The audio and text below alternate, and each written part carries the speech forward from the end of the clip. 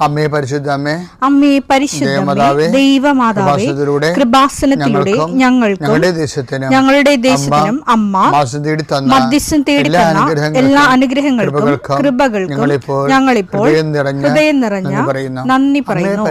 അമ്മേ പരിശുദ്ധമേ, ദൈവമാതാവേ, 2004 ഡിസംബർ 7 ഉച്ചകഴിഞ്ഞ് 2:30 കൃപാസനത്തിൽ സംഭവിച്ച അമ്മയുടെ പ്രത്യക്ഷപ്പെടലിനെ കുറിച്ച് തിരുസഭയ്ക്ക് സമർപ്പിച്ചിരിക്കുന്ന പഠനരേഖകളുടെ മേൽ സഭാത്മകമായ പഠനം ആരംഭിക്കുവാൻ ഞങ്ങൾ പ്രാർത്ഥിക്കുന്നു. അമ്മേ പരിശുദ്ധമേ, ഭൂസ്വർലോകങ്ങളുടെ രാജ്ഞിയായ അങ്ങേയ്ക്ക് ഭൗമസംരക്ഷണത്തിനായി പ്രപഞ്ചപ്രകൃതിയെ തന്നെ തിരുസഭ പ്രതിഷ്ഠിക്കുവാൻ ഈ പ്രത്യക്ഷീകരണം വഴി ഇടയാക്കണമേ. പരിശുദ്ധമേ, ജപമാല മാതാവേ, സകല കൃപാസനം പ്രാർത്ഥനയോടും ചേർത്ത് ഞങ്ങളിപ്പോൾ പ്രാർത്ഥിക്കുന്ന ഈ കുടുംബത്തിന്റെ പ്രത്യേക നിയോഗം പറ മക്കളെ.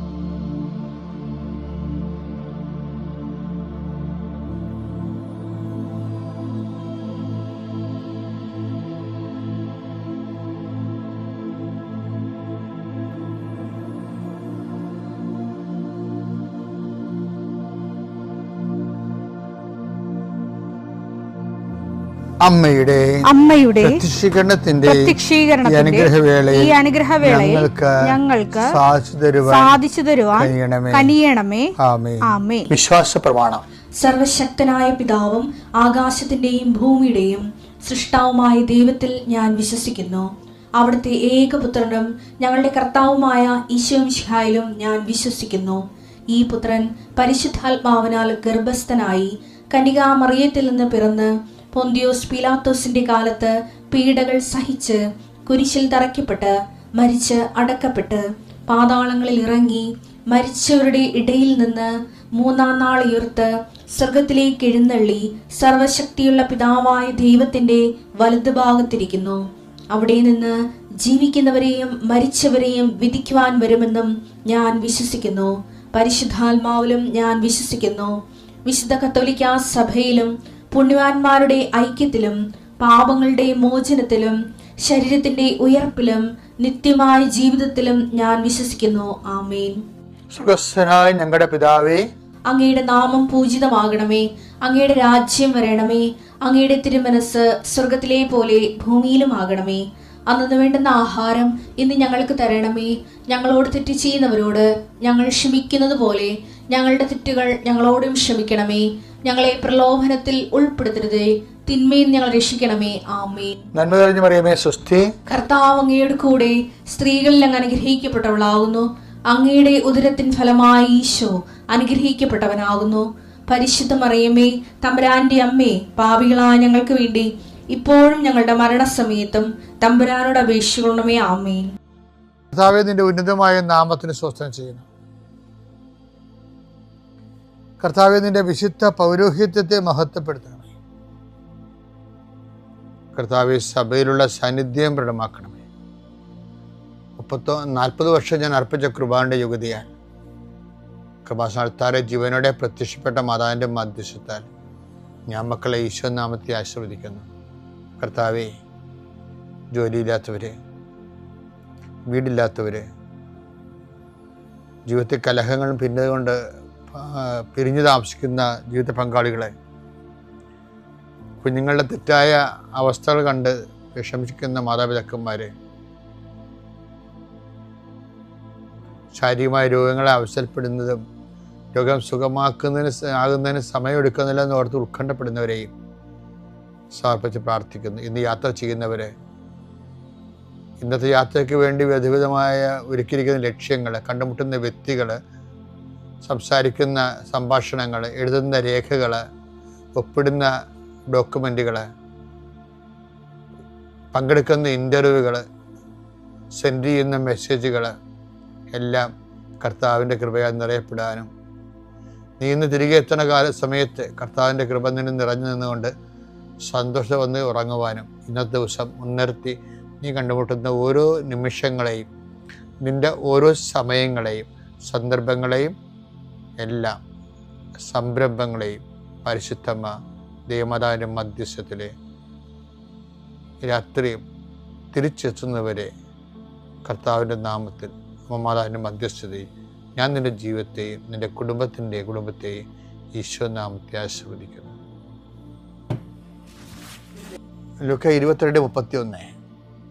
ശിമയോൻ ശിമയോൻ ശിമയോൻ ശിമയോൻ, ഇതാ സാത്താൻ നിങ്ങളെ ഗോതമ്പ് പോലെ പാറ്റാൻ ഉദ്യമിച്ചു, ഗോതമ്പ് മണി പോലെ പാറ്റാൻ ഉദ്യമിച്ചു. എന്നാൽ നിന്റെ വിശ്വാസം ക്ഷയിക്കാതിരിക്കാൻ ഞാൻ നിനക്ക് വേണ്ടി പ്രാർത്ഥിച്ചു. നീ തിരിച്ചു വന്ന് നിന്റെ സഹോദരങ്ങളെ ശക്തിപ്പെടുത്തണം. അതായത് ഞാൻ കഴിഞ്ഞ കുറച്ച് വർഷം മുമ്പ് ആലപ്പുഴ റേഡിയോ സ്റ്റേഷൻ്റെ അടുത്ത് ഉള്ള പള്ളിയിലാണ് ഇരുന്നത്. എൻ്റെ പള്ളി ഇരുന്ന റേഡിയോ സ്റ്റേഷൻ കാണാം. അപ്പം അതിൻ്റെ രസം വെച്ച് കഴിഞ്ഞാൽ ഈ നമ്മുടെ ടെലിഫോൺ എക്സ്ചേഞ്ച് പോലെയല്ലേ ഈ റേഡിയോ സ്റ്റേഷന് നല്ല 300 അടി ഉയരമാണ്, 350 അടി ഉയരമുണ്ട്. അപ്പോൾ അതിൻ്റെ എല്ലാ സ്ഥലത്ത് വെച്ച് അത് വലിച്ച് കെട്ടി നിർത്തിയിരിക്കുകയാണ്, സ്റ്റേ സപ്പോർട്ട് ചെയ്തിരിക്കുക. അത് എന്തിനാണ്? ഈ റേഡിയോ സ്റ്റേഷൻ വീഴാതിരിക്കാനാ. ഉയരം കൂടുന്തോറും നമുക്ക് സപ്പോർട്ട് കൂടുതലേണ്ടി വരും എന്നുള്ളതാണ് റേഡിയോ സ്റ്റേഷനെ പഠിപ്പിച്ചൊരു പാഠം. ഉയരം കൂടുന്നില്ലെങ്കിൽ ഇപ്പം ടെലിഫോൺ എക്സ്ചേഞ്ചിനൊക്കെ പ്രത്യേകിച്ച് വലിച്ചു കെട്ടണ സ്റ്റേ വയറൊന്നും ഇല്ലല്ലോ, സ്റ്റേ കമ്പികളൊന്നും ഇല്ല. റേഡിയോ സ്റ്റേഷൻ നല്ല ഉയരമാണ്, അതുകൊണ്ട് എല്ലാ 4 പാടേക്കും അത് വലിച്ചു കെട്ടണമുണ്ട്. വിശ്വാസത്തിൽ എപ്പോഴും വ്യക്തി വളരുന്നതനുസരിച്ച് കർത്താവ് 2 സ്റ്റേ ആണ് പറയണത്. ഒന്ന്, ഞാൻ തന്നെ നിനക്ക് വേണ്ടി പ്രാർത്ഥിക്കുകയായിരുന്നു. പിന്നത്തെ സ്റ്റേ എന്താണ്? പിന്നത്തത് നീ തിരിച്ചു വന്ന് സഹോദരങ്ങൾക്ക് വേണ്ടി പ്രാർത്ഥിക്കുകയും അവരെ നിലനിർത്തുകയും ചെയ്യണം. അപ്പോൾ മറ്റുള്ളവരുടെ വിശ്വാസം കെട്ടുപോകാതിരിക്കാൻ വേണ്ടി പരിശ്രമിക്കുന്നതും നമ്മുടെ വിശ്വാസം നിലനിർത്താനുള്ള ഒരു ശ്രമമാണ്. കാര്യം നിങ്ങൾ പല ആൾക്കാരും, ഞാൻ എന്തുമാത്രം ആയിരക്കണക്കിന് പ്രാർത്ഥന ആൾക്കാർക്ക് പറഞ്ഞു കൊടുക്കുകയും പ്രാർത്ഥിക്കാൻ വേണ്ടി പ്രേരിപ്പിക്കുകയും പ്രോത്സാഹിപ്പിക്കുകയും പ്രാർത്ഥിക്കുന്നവരുമായിട്ട് ഡീൽ ചെയ്യുമ്പോൾ എനിക്ക് മനസ്സിലായത് എല്ലാവരും പ്രാർത്ഥിക്കുന്നുണ്ട്. പക്ഷേ എന്തുകൊണ്ടാണ് പ്രശ്നം വെച്ച് കഴിഞ്ഞാൽ ഈ പ്രാർത്ഥന എന്ന് പറയുന്നത് ഒരു കോമൺ അളവിൽ, ഒരു പൊതു അളവിൽ നമുക്ക് വിശ്വാസം ഉണ്ടെങ്കിൽ നമുക്ക് പ്രാർത്ഥിക്കാൻ പറ്റും. അപ്പോൾ പ്രാർത്ഥിക്കുന്നതിന് ഒരു മിനിമം വിശ്വാസം മതി. പക്ഷെ നടക്കുന്നതിന് മാക്സിമം വിശ്വാസം വേണം. ഞാൻ പറഞ്ഞ മനസ്സിലായി നിങ്ങൾക്ക്? പ്രാർത്ഥിക്കുന്നതിന് ആർക്കും വലിയ വിശ്വാസത്തിൻ്റെ ആവശ്യമില്ല. പക്ഷെ പ്രാർത്ഥിക്കുന്നത് നടക്കണമെങ്കിൽ ഇപ്പം നമ്മൾ പ്രാർത്ഥിക്കണത് എന്തിനാണ്? ചിലപ്പോൾ നടക്കാം, ചിലപ്പോൾ നടക്കാതിരിക്കാവുന്നതാണ്. ആൾക്കാർ പ്രാർത്ഥിക്കുമ്പോൾ തന്നെ മനസ്സിരിപ്പതാണ്, പിന്നെ പ്രാർത്ഥിച്ചതാണ് എന്ന് വിചാരിച്ചുകൊണ്ട് ഇവർക്ക് തന്നെ ഇവിടെ പ്രാർത്ഥനയിൽ കോൺഫിഡൻസ് ഇല്ല. കർത്താവ് എന്താ പറഞ്ഞതെന്ന് വെച്ച് കഴിഞ്ഞാൽ, നിങ്ങൾ ചോദിക്കുന്ന മുമ്പ് തന്നെ നിങ്ങളുടെ ആവശ്യങ്ങൾ സാധിച്ചു എന്ന് നിങ്ങൾ കരുതണം. അത് വേറെ വിശ്വാസമാണ്. മാർക്കോസ് 11:24. അതിനാൽ ഞാൻ പറയുന്നു, പ്രാർത്ഥിക്കുകയും യാചിക്കുകയും ചെയ്യുന്ന എന്തും ലഭിക്കുമെന്ന് വിശ്വസിക്കുവിൻ.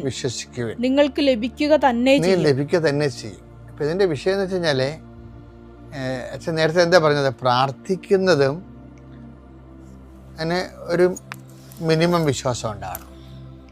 പക്ഷെ പ്രാർത്ഥിക്കുന്നത് ലഭിക്കുമെന്ന് വിശ്വസിക്കാൻ മാക്സിമം വിശ്വാസം വേണം. പല ആൾക്കാരും കിട്ടിയാൽ ഊട്ടി പോയാൽ ചട്ടി എന്ന രീതിയിൽ പൊട്ടക്കിണൻ്റെ മാവിട്ടെറിഞ്ഞ് എറിയണ പോലെയാണ് പല പ്രാർത്ഥന. അത് വെച്ചാൽ അത് അവർക്ക് വിശ്വാസം, മിനിമം വിശ്വാസമുണ്ട്, ഒന്ന് ഫയർ ആക്കാനുള്ള വിശ്വാസമുണ്ട്, അത് പ്രാർത്ഥിക്കാനുള്ള വിശ്വാസമുണ്ട്. പക്ഷെ ലഭിക്കണമെന്ന് വിശ്വസിക്കാനുള്ള വിശ്വാസമില്ല. അത് ഒരു പ്രധാനപ്പെട്ട വിഷയമാണ്. അതെങ്ങനെ നേടാൻ പറ്റുമെന്ന് വെച്ച് കഴിഞ്ഞാൽ പലപ്പോഴും ഇപ്പം ഈശോ പറഞ്ഞ പോലെ ഞാൻ നിനക്ക് വേണ്ടി പ്രാർത്ഥിക്കുകയായിരുന്നു. നമ്മുടെ വിശ്വാസം ക്ഷയിക്കാതിരിക്കാൻ നമ്മുടെ ആത്മബന്ധമുള്ള ആരെങ്കിലും നമുക്ക് വേണ്ടി പ്രാർത്ഥിക്കണം. രണ്ടാമത്തേത് എന്താണ്, നമ്മൾ തന്നെ മറ്റുള്ളവരുടെ വിശ്വാസം വർദ്ധിക്കാൻ വേണ്ടി അവരെ പിന്തുണച്ചുകൊണ്ടും അവരെ പ്രോത്സാഹിപ്പിച്ചുകൊണ്ടും വിശ്വാസം വളർത്തണം.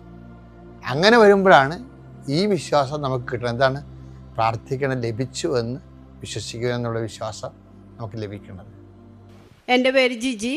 ഞാൻ മൂത്തകുന്നം ചെട്ടിക്കാട് ഇടവകയിൽ നിന്ന് വരുന്നു. ഞാൻ ഉടമ്പടിയിൽ 2023 ഞാൻ ഉടമ്പടി എടുത്തത്. ഇപ്പം 5 പ്രാവശ്യം ഞാൻ പുതുക്കി. ഈ 5 പ്രാവശ്യത്തിനിടയിൽ ഒരുപാട് അനുഗ്രഹങ്ങൾ എനിക്ക് തന്നിട്ടുണ്ട്. ഇപ്പോൾ ഞാൻ ഈ അൾത്താരയിൽ ആദ്യമായിട്ട് കയറിയിരിക്കുന്നത് എൻ്റെ അപ്പച്ചന് കിട്ടിയ സാക്ഷ്യം പറയാനായിട്ടാണ്, രോഗസൗഖ്യത്തെക്കുറിച്ച്. ഇത് എൻ്റെ ഭർത്താവിൻ്റെ അപ്പച്ചനാണ്. എൻ്റെ അപ്പച്ചന് നെഞ്ചുവേദനയായിട്ട് ഞങ്ങളുടെ അവിടെയുള്ള ഒരു പ്രൈവറ്റ് ഹോസ്പിറ്റലിൽ കൊണ്ടുവച്ച് വന്നപ്പോൾ അവർ പറഞ്ഞത് 90% ബ്ലോക്ക് ഉണ്ട്, എത്രയും വേഗം ബൈപ്പാസ് സർജറി ചെയ്യേണ്ടി വരും. എന്താണെന്ന് വെച്ച് കഴിഞ്ഞാൽ അപ്പച്ചന് ഇത്രയും പ്രായമുള്ളതുകൊണ്ട് ഓപ്പൺ സർജറി ചെയ്യണമെന്ന് പറഞ്ഞ് ഞങ്ങളെ കൊണ്ട് അവിടെ ഓപ്പറേഷൻ ചെയ്യാനുള്ള സാമ്പത്തിക ഇതൊന്നും ഉണ്ടായില്ല. അപ്പോൾ ഞങ്ങൾ എത്രയും വേഗം നിങ്ങൾ ഒന്നില്ലെങ്കിൽ ഗവൺമെൻറ് ഹോസ്പിറ്റലിലോട്ട് കൊണ്ടുപോകണം എന്ന് പറഞ്ഞ്.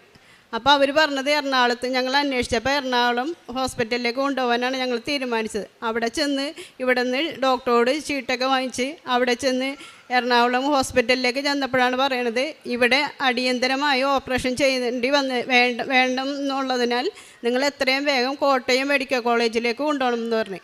കോട്ടയം മെഡിക്കൽ കോളേജിൽ കൊണ്ടുപോകാനായിട്ട് ഞാനും എൻ്റെ ഭർത്താവും ഈ അപ്പച്ചനും മാത്രമേ ഞങ്ങൾ ഉണ്ടായിരുന്നുള്ളൂ. അപ്പോൾ അവിടെ വെച്ച് തന്നെ അപ്പച്ചന് നെഞ്ചുവേദന ഒരുപാട് കൂടിക്കൊണ്ടിരിക്കുകയാണ്. ഞങ്ങൾക്ക് എന്ത് ചെയ്യണമെന്ന് അറിയില്ല. അങ്ങനെ ഞാൻ എൻ്റെ ഒരു കൂട്ടുകാരത്തിനെ വിളിച്ച് ഈ വിവരം പറഞ്ഞപ്പോഴാണ് പറഞ്ഞത്, എടി നീ ഒട്ടും പേടിക്കണ്ട, നീ ധൈര്യമായിട്ട് കോട്ടയത്തേക്ക് പോയിക്കോ. എൻ്റെ ചേട്ടൻ്റെ മോൾ അവിടെ ഹോസ്പിറ്റലിൽ ഈ ഓപ്പറേഷൻ ചെയ്യുന്ന ഡോക്ടറോടൊപ്പമാണ് വർക്ക് ചെയ്യണത്. അപ്പം നീ ധൈര്യമായിട്ട് അപ്പച്ചനെ കൂട്ടിക്കൊണ്ടുവന്ന് നീ എത്രയും വേഗം ഇതിൻ്റെ അസുഖത്തിൻ്റെ റിസൾട്ട്, ഇതിൻ്റെ ചീട്ടിൻ്റെ കോപ്പിയൊക്കെ എടുത്ത് വേഗം എത്രയും വേഗം ഈ ഫോട്ടോ ഇത് അയച്ചു കൊടുക്കാൻ പറഞ്ഞു. അങ്ങനെ ഇത് അയച്ചു കൊടുത്ത് അന്ന് തന്നെ ഇവർ ഡോക്ടർക്ക് അയച്ചു കൊടുത്തപ്പോൾ ആ ഡോക്ടർ പറഞ്ഞ് എത്രയും വേഗം ഈ രോഗിനെ നിങ്ങളിവിടെ എത്തിച്ചു. സത്യമായിട്ടും ഞങ്ങൾക്ക് ഒരു കഴിവുമില്ല, മാതാവ് ഇടപെട്ടിട്ടാണ്. അങ്ങനെ ഒരു വ്യക്തിയെപ്പോലും എനിക്കറിയില്ല. എൻ്റെ കൂട്ടുകാരത്തിൻ്റെ ചേച്ചിയുടെ മോൾ അവിടെ ആ കോട്ടയത്ത് ഹോസ്പിറ്റലിലുണ്ടെന്ന് പോലും എനിക്കറിയാൻ പാടുണ്ടായില്ല. പക്ഷെ മാതാവ് എന്നെ അത്രമാത്രം സ്നേഹിച്ചുകൊണ്ടായിരിക്കാം ഈ അപ്പച്ചനെ വേണമെങ്കിൽ സത്യം പറഞ്ഞ ഹോസ്പിറ്റലിൽ ചെന്നിട്ട് ഇവിടെ എറണാകുളം ജില്ലയിൽ എറണാകുളം ഗവൺമെൻറ് ആസ്പത്രിയിൽ ചെന്നപ്പോൾ അപ്പച്ചനെ അഡ്മിറ്റാക്കാൻ പോലും ബെഡില്ല, നിങ്ങൾ എത്രയും വേഗം 1 മിനിറ്റിന് മുന്നേ അവിടെ എത്തിക്കണം എന്നാണ് പറഞ്ഞത്. അങ്ങനെ ഞങ്ങൾ ഇതിനൊന്നും ഒരുങ്ങിയിട്ടുണ്ടായില്ല. അങ്ങനെ 2 ദിവസം അവിടെ ഞങ്ങൾ റെക്കമെൻഡേഷൻ മതി. അത് മാതാവ് ഇടപെട്ടിട്ടാണ് ഞങ്ങൾക്ക് വേണ്ടി മന്ത്രി പറയിപ്പിച്ചത്. ഞങ്ങൾക്ക് ഒരു കഴിവുമില്ല, ഞങ്ങൾക്ക് ഒരു യോഗ്യതയുമില്ല. അപ്പം മാതാവ് വഴിയെ ഞങ്ങൾ മന്ത്രി വിളിച്ച് പറഞ്ഞ് ഞങ്ങൾ അവിടെ അഡ്മിറ്റാക്കി. അങ്ങനെ അവിടെ നിന്ന് 2 ദിവസം ഇതിൻ്റെ ചീട്ടൊക്കെ കൊടുത്ത് കോട്ടയത്തേക്ക് ഞങ്ങൾ കൊണ്ടുപോയി അവിടെ ചെന്ന് അപ്പച്ചനെ അഡ്മിറ്റാക്കി. എല്ലാ ടെസ്റ്റുകളും ചെയ്തുകൊണ്ടിരിക്കുക. അപ്പച്ചന് ഇങ്ങനെ വേദന വന്നുകൊണ്ടിരിക്കണേ. അവിടെ ചെന്നപ്പോഴേക്കും അപ്പച്ചന് ഇൻഫെക്ഷനായി, പനി വന്ന് ഇൻഫെക്ഷനായി. ഈ 2 ദിവസത്തിനുള്ളിൽ അപ്പച്ചൻ ഒരുപാട് അവശതയായി. ഓപ്പറേഷൻ ചെയ്യാൻ പറ്റും, ബൈപ്പാസ് വേണമെന്ന് പറഞ്ഞ അപ്പച്ചൻ ഓപ്പറേഷൻ ചെയ്യാനുള്ള ഒരു ആരോഗ്യസ്ഥിതിയിലായി. ഒരുപാട് അവിടെ ചെന്നപ്പോഴേക്കും ഒരുപാട് കഷ്ടപ്പെട്ട് ഞങ്ങൾ. എന്നുവെച്ചാൽ അപ്പച്ചന് ന്യൂമോണിയായി, കഫക്കെട്ട് കൂടി. പിന്നെ അവർ പറഞ്ഞത് ടെസ്റ്റ് ചെയ്തപ്പോൾ TV-യുടെ ഒക്കെ എന്തൊക്കെ കാണിക്കുന്നുണ്ട്, അതുകൊണ്ട് നിങ്ങൾക്ക് ഈ അപ്പച്ചനെ ഇപ്പോൾ ഓപ്പറേഷൻ ചെയ്യാൻ പറ്റില്ല. പക്ഷേ അപ്പച്ചനാണെങ്കിൽ അപ്പം നെഞ്ചുവേദന വന്നുകൊണ്ട് എനിക്കറിയില്ല എന്ത് ചെയ്യണമെന്ന്. ഞാനും ഭർത്താവ് ഒരുപാട് വിഷമിച്ച്. അത് തന്നെയല്ല, ഞങ്ങൾ അവിടേക്ക് കോട്ടയം മെഡിക്കൽ കോളേജിലേക്ക് ചെന്നപ്പോഴും ഞങ്ങളുടെ കയ്യിലുണ്ടായ ഞങ്ങൾക്ക് ഇൻഷുറൻസ് കാർഡ് ഞങ്ങളുടെ കയ്യിൽ നിന്ന് നഷ്ടമായി. അപ്പോൾ അതുകൊണ്ട് തന്നെ ഞങ്ങൾക്ക് അവിടെ ഒരുപാട് പൈസ, ഓരോ ടെസ്റ്റിനും നമ്മൾ സ്വന്തമായിട്ട് കയ്യിൽ നിന്ന് പൈസ എടുത്തിട്ടാണ് ഞങ്ങളവിടെ ഈ ഒരു 2 ദിവസം. അപ്പം തന്നെ ഞങ്ങൾക്ക് ഒരുപാട് പൈസ, എല്ലാ ടെസ്റ്റിനും ഓരോ സ്കാൻ ചെയ്യാനും അതിനൊക്കെ ഞങ്ങൾ 12,000 13,000 രൂപ വെച്ച് ഈ 2 ദിവസം കൊണ്ട് ഞങ്ങൾക്ക് ഒരുപാട് പൈസ ചിലവായി. പക്ഷേ എന്നിട്ടും അപ്പച്ചന് ഈ നെഞ്ചുവേദനയ്ക്ക് ഒരു മാറ്റം ഉണ്ടായിരുന്നില്ല. അവർ പറയണത് മോളെ ഒരു ദിവസം 1 മിനിറ്റിന് മുന്നേ ചെയ്യണം. പക്ഷേ അപ്പച്ചൻ്റെ ആരോഗ്യനില ഒട്ടും തൃപ്തികരമല്ലാത്തതുകൊണ്ട് ഇപ്പം നിങ്ങൾ ചെയ്താൽ ചിലപ്പോൾ ഓപ്പറേഷൻ ചെയ്തുകൊണ്ടിരിക്കാതെ അപ്പച്ചന് എന്തെങ്കിലും സംഭവിക്കും. അപ്പോൾ അതിൻ്റെ പേരിൽ നിങ്ങൾ എന്ത് തീരുമാനം എടുത്താലും നിങ്ങളിവിടെ ഒരാഴ്ച നിങ്ങളിവിടെ ഈ ന്യൂമോണിയ കുറയാൻ വേണ്ടി നിങ്ങൾ വെയിറ്റ് ചെയ്യേണ്ടി വരും. അപ്പോൾ അതിൻ്റെ ഇടയ്ക്കിൽ എമർജൻസി ആയിട്ട് ചെയ്യേണ്ടി വന്നു കഴിഞ്ഞാൽ ഈ അപ്പച്ചനെ നിങ്ങൾക്ക് എന്താവും എന്ന് എനിക്കറിയില്ല. അങ്ങനെ ഇരിക്കും. ഞാൻ ഒരുപാട് വിഷമിച്ച്. അങ്ങനെ ഞാൻ അന്ന് രാത്രി മാതാവിനോട് പറഞ്ഞു, മാതാവേ, ഞാൻ നിൻ്റെ ഉടമ്പടി പ്രാർത്ഥനയൊക്കെ മുടങ്ങാണ്ട് ചെല്ലണതാണ്. ഞാൻ അപ്പച്ചനൊക്കെ ഒരുമിച്ചാണ് ഞങ്ങൾ പ്രാർത്ഥന ചെല്ലാറ്. എൻ്റെ മക്കളും ഭർത്താവും അമ്മച്ചിയൊക്കെ കൂടി ഒരുമിച്ച് പ്രാർത്ഥന ചെല്ലിയതിന് ശേഷം ഉടമ്പടി പ്രാർത്ഥന ചെല്ലണത്. അപ്പം മക്കളും എല്ലാവരും, അപ്പച്ചനും വിശ്വാസമുണ്ട്. അപ്പം അപ്പച്ചനെ എപ്പോഴും മോളെ എനിക്ക് ആ തൈലൊപ്പം എൻ്റെ നെഞ്ചിൽ തേച്ചതാ, എനിക്ക് കുഴപ്പമൊന്നുമില്ല, എനിക്ക് ഓപ്പറേഷൻ വേണ്ട, എന്നെ വീട്ടിൽ കൊണ്ടുപോയാൽ മതി, എനിക്ക് ഓപ്പറേഷൻ വേണ്ട എന്ന് പറഞ്ഞത്. അങ്ങനെ ഞങ്ങൾ 10 ദിവസം അവിടെ നിന്ന് ഇതിനു വേണ്ടി ഓപ്പറേഷൻ ചെയ്യാൻ വേണ്ടി ഓരോ ദിവസവും. അപ്പം ഞങ്ങളവിടെ ഞങ്ങൾ സത്യം പറഞ്ഞാൽ ആ ഡോക്ടർ ഈ മകളുള്ളതിൻ്റെ പേരിലാണ് ഞങ്ങൾക്ക് അത്ര അവിടെ ഇത് കിട്ടിയത്. എന്ന് വെച്ചാൽ ഞങ്ങൾക്ക് വേണ്ടി ഒരു റൂം അവിടെ റെഡിയാക്കി തന്ന്. പിന്നെ ഡോക്ടർമാർ ഞങ്ങളുടെ അടുത്തേക്ക് എല്ലാ ദിവസവും വന്ന് 2-3 നേരം വന്ന്. ഞങ്ങൾക്കറിയില്ല, ഞങ്ങൾക്ക് ഒരു കഴിവുമില്ല. അവിടെ ചെന്ന് കോട്ടയത്ത് ചെന്നിട്ട് ഒരു പരിചയമില്ലാത്ത ഞങ്ങൾ അവിടെ എല്ലാവരേക്കാളും വലിയൊരു സ്ഥാനത്തിലാണ് ഞങ്ങൾക്ക് അങ്ങനെ നോക്കാനുള്ള ഒരു ഇതുണ്ടായില്ല. എന്നിട്ട് പക്ഷേ എല്ലാ ഡോക്ടർമാരും ഞങ്ങൾക്ക് സപ്പോർട്ട് ചെയ്തിട്ട് ഡോക്ടർ പറഞ്ഞത്, നിങ്ങളെന്തായാലും ഇവിടെ വന്നതല്ലേ, നമുക്ക് കുറച്ച് ദിവസം അപ്പച്ചന് ഈ മരുന്ന് ചെയ്ത് നോക്കിയിട്ട് നിങ്ങൾക്ക് അപ്പച്ചനെ ഓപ്പറേഷൻ ചെയ്യാം. അല്ലെങ്കിൽ ഇപ്പോൾ ഓപ്പറേഷൻ ചെയ്ത വെൻറ്റിലേറ്ററിൽ 45 ദിവസം നിങ്ങൾ കിടക്കേണ്ടി വരും. അപ്പം നിങ്ങൾക്ക് ബുദ്ധിമുട്ടാണ്. അപ്പം അതിൻ്റെ പേരിൽ 2 ആഴ്ചയെങ്കിലും നിങ്ങൾ ഇവിടെ നിന്ന് മരുന്ന് കഴിക്കണം എന്ന് പറഞ്ഞു. അപ്പോൾ അപ്പച്ചനാണെങ്കിൽ ഇങ്ങനെ നെഞ്ചുവേദന വരുന്നതുകൊണ്ട് ഒരുപാട് ബുദ്ധിമുട്ട്. ഓപ്പൺ സർജറി ചെയ്യണമെങ്കിൽ ഈ ന്യൂമോണിയ ഇതുള്ളതുകൊണ്ട് ചെയ്യാനും പറ്റും. ഞാൻ മാതാവിനോട് അന്ന് രാത്രി പ്രാർത്ഥിച്ചു, മാതാവേ, ഇനി എനിക്ക് വയ്യ. എന്താണെന്ന് വെച്ചാൽ ഞാനും അപ്പച്ചനും 2ാമത്തെ നിലയിലും ആൾ താഴെയും. എനിക്ക് എന്ത് വേണമെങ്കിൽ അപ്പച്ചനൊരു നെഞ്ചുവേദന വന്നു കഴിഞ്ഞാൽ ഞാൻ മാത്രമുള്ള ആ റൂമിൽ എനിക്ക് എന്ത് ചെയ്യണമെന്ന് പോലും അറിയില്ല. ഞാൻ തടയിക്കൊണ്ടിരിക്കുകയല്ല. എനിക്ക് അപ്പച്ചൻ പറയണത്, മോളെ എനിക്ക് ബാത്റൂം അപ്പം എല്ലാ ട്യൂബൊക്കെ ഇട്ടേക്കണോണ്ടും അപ്പച്ചന് അത് എന്നെ കൊണ്ട് ചെയ്യിക്കാനൊക്കെ ആയിട്ട് വയറ്റിൽ നിന്ന് പോകുമ്പോൾ ചെയ്യിക്കാനൊക്കെ ആയിട്ട് അപ്പച്ചന് അതിനേലും വലിയ ബുദ്ധിമുട്ടാണ്. അപ്പച്ചന് ആകെ ടെൻഷൻ അടിച്ച് എന്ത് വേണമെങ്കിലും സംഭവിക്കാം. ലാസ്റ്റ് ഞാൻ പറഞ്ഞു, ഞങ്ങൾക്ക് ഓപ്പറേഷൻ വേണ്ട ഡോക്ടറെ. എനിക്ക് മാതാവിനോട് ഞാൻ രാത്രിയിൽ ഈ അപ്പച്ചൻ്റെ രോഗചികിത്സയുടെ ഇതും ഇതിട്ട് വെച്ചുകൊണ്ട് കൃപാസന പത്രം വെച്ച്, മാതാവേ, നീ എനിക്കൊരു വഴി കാണിച്ചു. എൻ്റെ അപ്പച്ചന് ഞങ്ങൾക്ക് വീട്ടിൽ കൊണ്ടുപോയി. അപ്പോൾ പേരക്കിടാവിൻ്റെ അടുത്ത മാസം പേരക്കിടാവിൻ്റെ കല്യാണമാണ്. അപ്പം ഞാൻ പറഞ്ഞു, ദൈവമേ, എനിക്ക് ഈ കല്യാണം കൂടി കഴിഞ്ഞിട്ട് അപ്പച്ചന് എന്ത് വേണമെങ്കിലും സംഭവിച്ചോട്ടെ, ഞങ്ങൾക്ക് വീട്ടിലോട്ട് തിരിച്ചു പോയാൽ മതി എന്ന് പറഞ്ഞു. ഓപ്പറേഷൻ വേണ്ട എന്ന് പറഞ്ഞു. എന്നിട്ട് ഞാൻ ഈ ഉപ്പിട്ട് രാത്രിയിൽ കണ്ണീരൊഴുക്കി പ്രാർത്ഥിച്ച്. അപ്പം പിറ്റേ ദിവസം വന്ന് ഡോക്ടർ പറഞ്ഞു, നിങ്ങൾ എന്ത് തീരുമാനം എടുത്ത്? പെട്ടെന്ന് എന്നെ വിളിച്ചിട്ട് പറഞ്ഞ്, ആളുടെ ആരോഗ്യനില അത്ര ഇതല്ല, അതുകൊണ്ട് നമുക്ക് ഓപ്പറേഷൻ ചെയ്യാൻ പറ്റില്ല. അതിൻ്റെ പേരിൽ നിങ്ങൾക്ക് എന്ത് വേണമെങ്കിലും ഇവിടെ കുറച്ച് ദിവസം അഡ്മിറ്റ് ആവേണ്ടി വരും. ഇത് മാറിയെങ്കിൽ, ന്യൂമോണിയയുടെ ഇത് മാറിയെങ്കിൽ മാത്രം നിങ്ങൾക്ക് ഓപ്പൺ സർജറി ചെയ്യാൻ പറ്റുള്ളൂ എന്ന്. ഞാൻ അന്നേരം മാതാവിനോട് ഞങ്ങൾക്ക് ഇനി ഓപ്പറേഷൻ വേണ്ട, ഞങ്ങൾ എങ്ങനെയെങ്കിലും വീട്ടിലോട്ട് വിട്ടാൽ മതി. അപ്പോൾ അപ്പച്ചൻ, മോളെ, എനിക്ക് ഓപ്പറേഷൻ വേണ്ട, എനിക്ക് വീട്ടിൽ പോയാൽ മതി എന്ന് പറഞ്ഞു. അങ്ങനെ ഡോക്ടർ പറഞ്ഞു, ഞാൻ ഒന്ന് സീനിയർ സർജന്മാരോട് ചോദിക്കട്ടെ, എന്നിട്ട് നിങ്ങളുടെ അഭിപ്രായം അവരെ അറിയിക്കുക. എന്നിട്ട് പറഞ്ഞു, മാതാവേ, ഒന്ന് ഇടപെടണേ മാതാവ്, എൻ്റെ അപ്പച്ചനെ വീട്ടിൽ കൊണ്ടുപോകാനായിട്ട്, ഞങ്ങൾക്ക് ഓപ്പറേഷൻ വേണ്ടാണ്ട് വീട്ടിൽ അങ്ങനെ അവരുടെ ഇതനുസരിച്ച് എന്നോട് പറഞ്ഞു, ഭർത്താവ് താഴെയാണ്, ഞാനാണ് അപ്പച്ചൻ്റെ കൂടെ നിൽക്കണത്. അപ്പോൾ എന്താ വെച്ചാൽ പുറത്തോട്ട് പോയി ഇതൊക്കെ വാങ്ങിക്കാൻ എനിക്ക് പറ്റൂല. അപ്പം ഞാൻ അപ്പച്ചൻ്റെ കൂടെ നിന്നിട്ട് ഭർത്താവ് താഴെ നിൽക്കുന്നത്. അപ്പം ഞങ്ങൾ രണ്ടുപേരും കൂടെ ഒരു തീരുമാനം എടുത്ത് ഡോക്ടറോട് പറഞ്ഞു, ഞങ്ങൾക്ക് ഇനി ഓപ്പറേഷനൊന്നും വേണ്ട, മരുന്ന് മാത്രം മതി, ഞങ്ങൾക്ക് അപ്പച്ചനെ തിരിച്ചു കൊണ്ടുപോയാൽ മതി. അങ്ങനെ ഡോക്ടർ ആ മാതാവ് ഇടപെട്ടിട്ട്, അല്ലെങ്കിൽ അവരവിടെ വിടൂല, ഇത്രയും സീരിയസ് ആയ ഒരാളെ വീട്ടിലോട്ട് കൊണ്ടുപോകാൻ പറ്റൂല എന്ന് പറഞ്ഞു. ഞങ്ങൾ പറഞ്ഞു എന്ത് വന്നാലും ഞങ്ങൾ സമ്മതിച്ചോളാം, ഞങ്ങൾക്ക് അപ്പച്ചനെ വീട്ടിൽ കൊണ്ടുപോകണം. അങ്ങനെ ആ ഡോക്ടർ വന്ന് നിങ്ങളുടെ തീരുമാനം പോലെ എഴുതി കൊടുത്തിട്ട് പോയിക്കോന്ന്. അപ്പോൾ അവർ പറഞ്ഞത് ഞങ്ങൾക്ക് ഒരു ഗ്യാരണ്ടിയും ഇല്ല നിങ്ങളുടെ അപ്പച്ചൻ നിങ്ങളുടെ വീട്ടിലെത്തുമെന്ന്. ആ അപ്പച്ചനാണ് ഇപ്പം ഈ ആൾക്കാരെ കയറി നിൽക്കണത്. എന്ന് വെച്ചാൽ അപ്പച്ചനിപ്പോൾ തൊഴിലുറപ്പിന് വരെ പോവുകയാണ്. സത്യമായിട്ട് ഞങ്ങൾ ഒരിക്കൽ പോലും വിചാരിച്ചില്ല ഞങ്ങളുടെ അപ്പച്ചൻ രക്ഷപ്പെടുമെന്ന്. മാതാവ് ഇടപെട്ട് ഈശോയും ഇടപെട്ടിട്ടാണ് ഞങ്ങളുടെ അപ്പച്ചൻ ഇപ്പം ഈ ആൾക്കാരെ കയറി എൻ്റെ ഒപ്പം നിൽക്കാൻ. മാതാവിന് ഈശോയ്ക്ക് ഒരുപാട് നന്ദി. എൻ്റെ ഇതെന്ന് പറഞ്ഞു കഴിഞ്ഞാൽ ഞാൻ ഒരുപാട് എല്ലാ മാസവും 2 വർഷമായി ഞാനിവിടെ ഉടമ്പടി എടുത്തിട്ട്. എന്നാൽ ഞാൻ എല്ലാ മാസവും വന്ന് കൃപാസന പത്രം മേടിക്കാൻ എന്നെക്കൊണ്ട് സാധിക്കുന്ന പോലെ കൃപാസന പത്രം വാങ്ങിച്ചിട്ട് എല്ലായിടത്തും കൊണ്ട് ഓട്ടോ സ്റ്റാൻഡിലായാലും എൻ്റെ വീടിൻ്റെ അടുത്തായാലും എവിടെയായാലും എന്നെ ബസ് സ്റ്റോപ്പിലായാലും ഒക്കെ ഞാൻ കൊണ്ടുപോയി കൊടുക്കാറുണ്ട്. അതേപോലെ തന്നെ ഉപ്പും കാശ് രൂപവും ഞാൻ എല്ലാവർക്കും കൊടുക്കും. ആർക്കും എന്ത് വയ്യാന്ന് പറഞ്ഞാലും ഉപ്പ് കൊണ്ടുപോയി കൊടുക്കും. അതേപോലെ എൻ്റെ കയ്യിൽ കാശ് രൂപം ഉണ്ട്, ഈ കാശ് രൂപം കൊടുക്കും. അപ്പോൾ എന്നെക്കൊണ്ട് അതുപോലെ തന്നെ പൈസയുടെ ഇതുകൊണ്ട് എന്നെക്കൊണ്ട് സഹായിക്കാൻ പറ്റുന്ന രീതിയിൽ ഞാൻ അതെല്ലാവരും സഹായിച്ചിട്ടുണ്ട്. പിന്നെ പ്രാർത്ഥന ഉടമ്പടി എടുത്തേ പിന്നെ എനിക്ക് ബൈബിൾ ഒരുപാട് വായിക്കാൻ പറ്റി. പള്ളിയായിട്ട് ഒരുപാട് എനിക്ക് പള്ളിയും കുർബാനയായിട്ട് അപ്പം എനിക്ക് ഒരുപാട് അടുത്ത് ഞാൻ.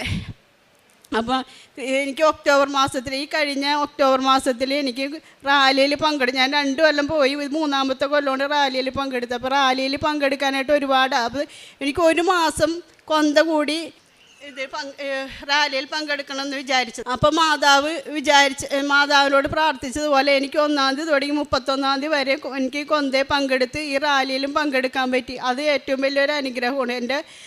ഞാനും എൻ്റെ ഒരു കൂട്ടുകാരത്തിയും കൂടി വന്നിട്ടാണ് ഞാൻ ഈ റാലിയിൽ പങ്കെടുത്തത്. മാതാവ് ഈശോയ്ക്ക് ഒരു മാതാവ് ജീവനോടെ പ്രത്യക്ഷപ്പെട്ട ഈ ആലയത്തിൽ വന്ന് സാക്ഷ്യം പറയാൻ ലഭിച്ച അനുഗ്രഹത്തിന് മാതാവിനും തിരുക്കുമാരനും ദൈവത്തിനും ഒരുപാട് നന്ദി പറയുന്നു. എൻ്റെ പേര് മെർലിൻ മാത്യു, ഇതെൻ്റെ ഹസ്ബൻഡ് അമൽ ജോർജ്, ഞങ്ങളുടെ കുഞ്ഞ് ലൂയിസ് ജോർജ് അമൽ. ഞങ്ങൾ മൂവാറ്റുപുഴയിൽ നിന്നാണ് വരുന്നത്. ആദ്യമായിട്ട് ഞങ്ങൾക്ക് ലഭിച്ച അനുഗ്രഹം 2019 2019 ഡിസംബർ 5-ാം തീയതിയാണ് ആദ്യമായിട്ട് ഞങ്ങൾ ഉടമ്പടി എടുക്കുന്നത്. ഉടമ്പടി എടുക്കാനുള്ള സാഹചര്യം 2019 ഫെബ്രുവരി 4-ലായിരുന്നു ഞങ്ങളുടെ വിവാഹം. വിവാഹത്തിന് ശേഷം 2 ആഴ്ച ഞങ്ങൾ ഒരുമിച്ച് ജീവിച്ച് അദ്ദേഹം ന്യൂസിലൻഡിലായിരുന്നു. ന്യൂസിലൻഡിലേക്ക് തിരിച്ചു പോയതിന് ശേഷം ഒരു 1.5 മാസം കഴിഞ്ഞപ്പോഴേക്കും എനിക്ക് വിസയ്ക്ക് വേണ്ടി അപ്ലൈ ചെയ്തു, ഹസ്ബൻഡിൻ്റെ ന്യൂസിലൻഡിലേക്ക് പോകാൻ വേണ്ടി. പക്ഷേ വിസ ഇട്ടതിന് ശേഷം വിസ ലഭിക്കുന്നില്ലായിരുന്നു. ഇമിഗ്രേഷനിൽ ചോദിക്കുമ്പോൾ വെയിറ്റിംഗ് ആണ്, ബാക്ക്ലോഗാണ്, വിസ ലഭിക്കാൻ സമയമെടുക്കുമെന്ന് പറഞ്ഞുകൊണ്ടിരുന്നു. അങ്ങനെ 2-3 മാസം കുറച്ച് മാസം എടുത്തു, വെയിറ്റിംഗ് തന്നെയായിരുന്നു. അങ്ങനെ ഒക്ടോബർ 2019 എൻ്റെ വിസ റിജക്റ്റ് ചെയ്തു. അപ്പോൾ റിജക്റ്റ് ചെയ്യാനുള്ള കാരണം അവർ പറഞ്ഞത് ഞങ്ങൾ അറേഞ്ച്ഡ് മാരേജിന് ആവശ്യത്തിനുള്ള പ്രൂഫില്ല, അതുകൊണ്ട് വിസ റിജക്റ്റ് ചെയ്യുന്നു എന്നായിരുന്നു പറഞ്ഞത്. വിസ റിജക്റ്റ് ചെയ്തപ്പോൾ എന്ത് ചെയ്യണമെന്നറിയത്തില്ല, ഞങ്ങൾ പ്രാർത്ഥിക്കുന്നുണ്ടായിരുന്നു. അപ്പോൾ ഞങ്ങളുടെ പ്രാർത്ഥന തന്നെ മതിയല്ലോ വിസ കിട്ടാൻ എന്ന് ഓർത്തുകൊണ്ടിരുന്നു. പക്ഷേ ആ സമയത്ത് ഞങ്ങളുടെ ഒരു ഫ്രണ്ട് ചേച്ചി കൃപാസനത്തെക്കുറിച്ച് പറഞ്ഞു. പക്ഷേ ഇവിടെ വന്ന് ഉടമ്പടി എടുക്കണമല്ലോ എന്നോർത്ത് മടി പിടിച്ചിരുന്നു. പക്ഷേ വിസ റിജക്റ്റ് ആയപ്പോൾ എനിക്ക് മനസ്സിലായി, എന്തൊക്കെ പറഞ്ഞാലും വിസ ഇവിടെ വരാതെ കൃപാസനത്തിൽ നിന്ന് ഉടമ്പടി എടുക്കാതെ വിസ ഇനി ലഭിക്കുകയില്ലെന്നൊരു വലിയൊരു തോന്നലുണ്ടായി. അങ്ങനെ ഡിസംബർ 5-ാം തീയതി ഞാനും ഹസ്ബൻഡ് ഉടമ്പടി എടുക്കാൻ വേണ്ടി അവിടുന്ന് വന്നു. അങ്ങനെ ന്യൂസിലൻഡിൽ വന്ന് ഞങ്ങൾ 2പേരും കൂടെ ഇവിടെ വന്ന് ഉടമ്പടി എടുത്തു. 5-ാം തീയതി ഉടമ്പടി എടുത്തതിന് ശേഷം പ്രാർത്ഥിച്ചുകൊണ്ടിരുന്നു. തൈലം പുരട്ടി പ്രാർത്ഥിച്ചു, അതുവരെ കാശുരൂപം വെച്ചു പ്രാർത്ഥിച്ചുകൊണ്ടിരുന്നു. പിന്നെ പത്രം എല്ലാവർക്കും വിതരണം ചെയ്തു. അങ്ങനെ അദ്ദേഹം തിരിച്ചു പോകാനുള്ള ഡേറ്റ് ഓൾറെഡി ബുക്ക് ചെയ്താണ് വന്നത്. അങ്ങനെ അദ്ദേഹം ഡിസംബർ 19 തിരിച്ചു പോകാൻ വേണ്ടിയാണ് ബുക്ക് ചെയ്തത്. അങ്ങനെ 15 ആയപ്പോഴേക്കും എനിക്ക് വിസ ലഭിച്ചു. അത് വക്കീൽ വഴിയാണ് ഇട്ടത്. പക്ഷേ വക്കീൽ പറഞ്ഞു ഒരു കാരണവശാലും വിസ കിട്ടിയില്ലെന്ന് പറഞ്ഞതാണ്. പക്ഷേ മാതാവിൻ്റെയോ ദൈവത്തിൻ്റെയോ കൃപ കൊണ്ടാണെന്ന് തോന്നുന്നു വിസ ലഭിച്ചു. അങ്ങനെ ഞങ്ങൾക്ക് 2-3 ദിവസത്തിന് മുമ്പ് വിസ ലഭിച്ച് ഞാനും ഹസ്ബൻഡും കൂടെ ഡിസംബർ 19 ഞങ്ങൾ ന്യൂസിലൻഡിലേക്ക് പോയി. അങ്ങനെ മാതാവ് ഞങ്ങൾക്ക് വലിയൊരു അനുഗ്രഹം തന്നു. അതിനുശേഷം ഹസ്ബൻഡ് അവിടെ ന്യൂസിലൻഡിൽ ഏവിയേഷൻ ഓഫീസറായിട്ടാണ് വർക്ക് ചെയ്യുന്നത്. അദ്ദേഹത്തിന് പാർട്ട് ടൈം ജോലി ആയിട്ടാണ് ലഭിച്ചത്. പാർട്ട് ടൈം ജോലി ലഭിച്ചതിന് ശേഷം സാധാരണഗതിയിൽ ഒരു 2-2.5 മാസം കഴിയുമ്പം ഫുൾ ടൈമിന് വേക്കൻസി വരുന്നതാണ്. പക്ഷേ അദ്ദേഹം ജോലി ചെയ്ത സമയത്ത് കോവിഡ് ആയതുകൊണ്ട് ലോക്ക്ഡൗൺ ആയിരുന്നു, ഫുള്ള് എയർപോർട്ടൊക്കെ ക്ലോസ്ഡ് ആയിരുന്നു. അതുകൊണ്ട് വേക്കൻസി ഒന്നും ഫുൾ ടൈമിൻ്റെ വേക്കൻസി ഒന്നും വരുന്നില്ലായിരുന്നു. അങ്ങനെ ഞങ്ങൾ പക്ഷേ കാശുരൂപം വെച്ച് പ്രാർത്ഥിച്ചുകൊണ്ടിരുന്നു, തൈലം പുരട്ടി പ്രാർത്ഥിച്ചുകൊണ്ടിരുന്നു. അങ്ങനെ 2-3 മാസം കഴിഞ്ഞപ്പോഴേക്കും അവിടെ ഫുൾ ടൈം വേക്കൻസി വന്നു. വേക്കൻസി വന്നപ്പോൾ തന്നെ ഞങ്ങൾ അത്ഭുതപ്പെട്ടു. കാരണം കോവിഡ് സമയമാണ്, ലോക്ക്ഡൗൺ ആണ്, എയർപോർട്ട് വർക്ക് ചെയ്യുന്നില്ല. ആ വർക്ക് ചെയ്യാത്ത സമയത്തും വേക്കൻസി വന്നല്ലോ എന്നോർത്ത് ഞങ്ങൾ ഭയങ്കര അത്ഭുതപ്പെട്ടു. ഞങ്ങൾ പ്രാർത്ഥിച്ചുകൊണ്ടിരുന്നു. അങ്ങനെ കുറേ പേര് അപ്ലൈ ചെയ്യാനും ഉണ്ടായിരുന്നു. അപ്ലൈ ചെയ്തതിന് ശേഷം ഇൻ്റർവ്യൂ കഴിഞ്ഞതിന് ശേഷം അദ്ദേഹത്തിന് മാത്രം ആ വേക്കൻസിയിൽ ജോലി കിട്ടി. മാതാവും തിരുക്കുമാരും ഞങ്ങളെ അനുഗ്രഹിച്ചു. അതിനുശേഷം ഞാൻ പ്രഗ്നൻ്റ് ആയിട്ട് കോംപ്ലിക്കേഷൻ ഒന്നും ഇല്ലാതെയാണ് പൊയ്ക്കൊണ്ടിരുന്നത്. കോവിഡ് ആയതുകൊണ്ട് എൻ്റെ പേരൻസിന് ആർക്കും വന്ന് എന്നെ ഹെൽപ്പ് ചെയ്യാൻ പറ്റിയില്ലായിരുന്നു. പക്ഷേ എനിക്ക് അത്രയും ടെൻഷനൊന്നും തോന്നിയില്ല തുടക്കത്തിൽ. അങ്ങനെ കുഴപ്പമില്ലാതെ പൊയ്ക്കൊണ്ടിരുന്നപ്പോൾ 9 മാസം വരെ ഞാൻ ജോലി ചെയ്തു. 9 മാസത്തിൽ ലീവ് എടുക്കുന്നതിൻ്റെ കുഞ്ഞുണ്ടാകുന്നതിന് 1 മാസം മുമ്പ് ഞങ്ങൾക്ക് അവിടെ ന്യൂസിലൻഡിൽ കോവിഡ് കേസസ് ഒന്നും ഇല്ലാത്തതുകൊണ്ട് ലോക്ക്ഡൗൺ ഒന്നും ഇല്ലായിരുന്നു. പക്ഷേ കറക്റ്റ് കുഞ്ഞുണ്ടാകുന്നതിൻ്റെ 1 മാസമായപ്പം ലോക്ക്ഡൗൺ വന്നു. അവിടെ ഒരു കേസ് വന്നിട്ട് ലോക്ക്ഡൗൺ ആയി ഫുള്ള്. ഫ്രണ്ട്സൊക്കെ ഹെൽപ്പ് ചെയ്യാമെന്ന് പറഞ്ഞ ഫ്രണ്ട്സ് എല്ലാവരും ആർക്കും ഞങ്ങളെ ഹെൽപ്പ് ചെയ്യാൻ പറ്റത്തില്ലായിരുന്നു. കംപ്ലീറ്റ്ലി ആർക്കും നമ്മളെ മീറ്റ് ചെയ്യാൻ പറ്റത്തില്ലാത്ത ഒരു സിറ്റുവേഷൻ വന്നു. കംപ്ലീറ്റ്ലി ലോക്ക്ഡൗൺ ആയി. അങ്ങനെ എനിക്ക് അപ്പോഴെ ഒരു ടെൻഷനായി തുടങ്ങി. പക്ഷേ കാശുരൂപം വെച്ച് ഞാൻ പ്രാർത്ഥിച്ചുകൊണ്ടിരുന്നു, കൊന്തയിലിക്കൊണ്ടിരുന്നു. മാതാവ് എനിക്ക് ശക്തി തരാൻ. എനിക്ക് അങ്ങനെ അത്ര ധൈര്യമുള്ള ഒരാളല്ല. മാതാവ് ഒരുപാട് എനിക്ക് ശക്തി ആ സമയത്ത് തന്നുകൊണ്ടിരുന്നു. പേരൻസ് ഇല്ലാത്തതിൻ്റെ ഒരുപാട് വിഷമം ഉണ്ടായിരുന്നു. അങ്ങനെ കുഞ്ഞുണ്ടായ സമയത്ത് അപ്പം 40 വീക്സിൽ കുഞ്ഞുണ്ടാകേണ്ടതായിരുന്നു. പക്ഷെ കുഞ്ഞ് 40 വീക്സ് ആയിട്ടും വന്നില്ല. പിന്നെ 42 വീക്സ് ആയപ്പോഴേക്കും അവർ വെയിറ്റ് ചെയ്തുകൊണ്ടിരുന്നു. 42 വീക്സിൽ എനിക്ക് ഇൻഡ്യൂസ് ചെയ്തപ്പോഴേക്കും കോംപ്ലിക്കേഷൻ ചെറുതായിട്ട് സ്റ്റാർട്ട് ചെയ്യാൻ തുടങ്ങി. ഭയങ്കരമായിട്ട് കുഞ്ഞ് ഡിസ്ട്രെസ് ആയിക്കൊണ്ടിരുന്നു. പക്ഷെ ആദ്യമേ ഡിസ്ട്രെസ്സായി. അപ്പോൾ ഹാർട്ട് ബീറ്റ് 90ലേക്ക് പോയി. അങ്ങനെ പിന്നെ ഡിസ്ട്രെസ്സായി. അപ്പോൾ അവർ പറഞ്ഞു ഇനി വെയിറ്റ് ചെയ്യാൻ പറ്റത്തില്ല, ചിലപ്പോൾ സിസേറിയൻ ചെയ്യുമെന്ന് പറഞ്ഞു. എന്നാലും അവർ വെയിറ്റ് ചെയ്തുകൊണ്ടിരുന്നു. അപ്പോഴേക്കും എൻ്റെ ഒരു ഫ്രണ്ട് ചേച്ചി അവിടെ ജോലി ചെയ്യുന്നതായിരുന്നു. ആ ചേച്ചി അന്ന് ഓഫ് ഡേ ആയിരുന്നു. ചേച്ചി വീട്ടിലായിരുന്നപ്പോൾ ചേച്ചി പ്രാർത്ഥിക്കുന്ന ചേച്ചി പെട്ടെന്നൊരു തോന്നലുണ്ടായി, എന്നെ വന്ന് കാണണമെന്നൊരു തോന്നലുണ്ടായി. അങ്ങനെ ആ ചേച്ചി കാണാൻ വന്നപ്പോഴേക്കും ആ ചേച്ചി ആ പ്രഗ്നൻസി ഡിപ്പാർട്ട്മെൻറ്റിലുള്ള അല്ല, വേറെ ഡിപ്പാർട്ട്മെൻറ്റാണ്. പെട്ടെന്ന് ചേച്ചിക്ക് എന്തോ ഇങ്ങനെ ഇത് നോക്കിയപ്പോഴേക്കും കൊച്ചിൻ്റെ ഹാർട്ട് ബീറ്റ് ഭയങ്കരമായിട്ട് ലോയിൽ 40 പൊക്കോണ്ടിരിക്കുന്നതായിട്ടാണ് കണ്ടുകൊണ്ടിരുന്നത്. പെട്ടെന്ന് മിഡ്വൈഫ് ഇത് ശ്രദ്ധിച്ചിരുന്നില്ല. മിഡ്വൈഫിനെ ചൂണ്ടിക്കാണിച്ചു ഇതെന്താ ഹാർട്ട് ബീറ്റ് 40ലേക്ക് പൊക്കോണ്ടിരുന്നത്. അപ്പോഴാണ് മിഡ്വൈഫ് പെട്ടെന്ന് ഇത് ശ്രദ്ധിച്ച ശേഷം അപ്പോൾ പറഞ്ഞു പെട്ടെന്ന് ഡോക്ടേഴ്സിനൊക്കെ വിളിച്ചു. പെട്ടെന്ന് എമർജൻസി ആയിട്ട് C-സെക്ഷൻ ആയിട്ട് കൊണ്ടുപോയി.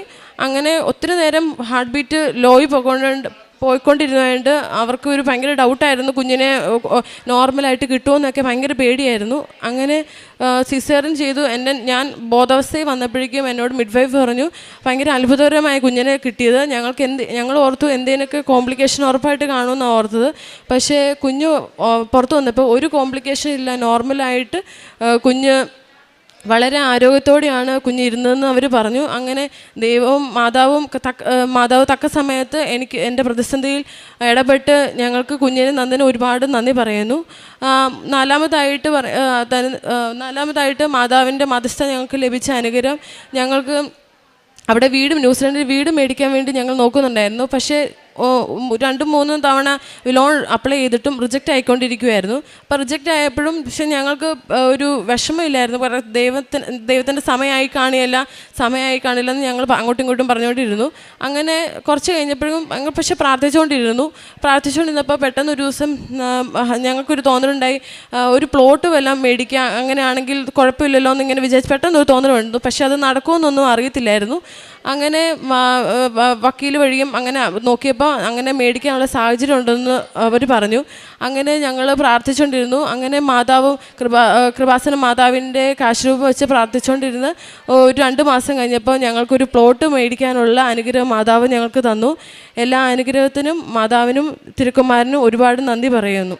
പ്രേക്ഷിത പ്രവർത്തനമായിട്ട് മറ്റുള്ളവരെ സഹായിക്കാറുണ്ടായിരുന്നു. അതുപോലെ തന്നെ കാരുണ്യ പ്രവർത്തികൾ ചെയ്യാറുണ്ടായിരുന്നു. പറ്റുന്ന പോലെ സാമ്പത്തികപരമായി പാവങ്ങളെ സഹായിക്കാറുണ്ടായിരുന്നു. അതുപോലെ തന്നെ അച്ഛൻ്റെ ധ്യാനം കൂടാറുണ്ടായിരുന്നു. അതുപോലെ ഫേസ്ബുക്കിലൂടെയും വാട്സപ്പിലൂടെയും ഷെയർ ചെയ്യാറുണ്ടായിരുന്നു. ആത്മീയമായിട്ട് കുർബാനയിൽ പങ്കെടുക്കുമായിരുന്നു. പക്ഷേ എനിക്ക് ദൈവമായിട്ട് ഒരു എപ്പോഴും കണക്ഷൻ എനിക്ക് ഫീൽ ചെയ്തിട്ടില്ലായിരുന്നു. കൃപാസനം ഉടമ്പടി എടുത്തതിന് ശേഷം ദൈവത്തിൻ്റെ ഒരു പ്രത്യേകമായ ഒരു ഇടപെടലും അനുഭവവും എനിക്ക് എപ്പോഴും തോന്നാറുണ്ടായിരുന്നു. ബൈബിൾ അങ്ങനെ സ്ഥിരമായിട്ട് വായിക്കുന്ന ഒരു വ്യക്തിയല്ലായിരുന്നു.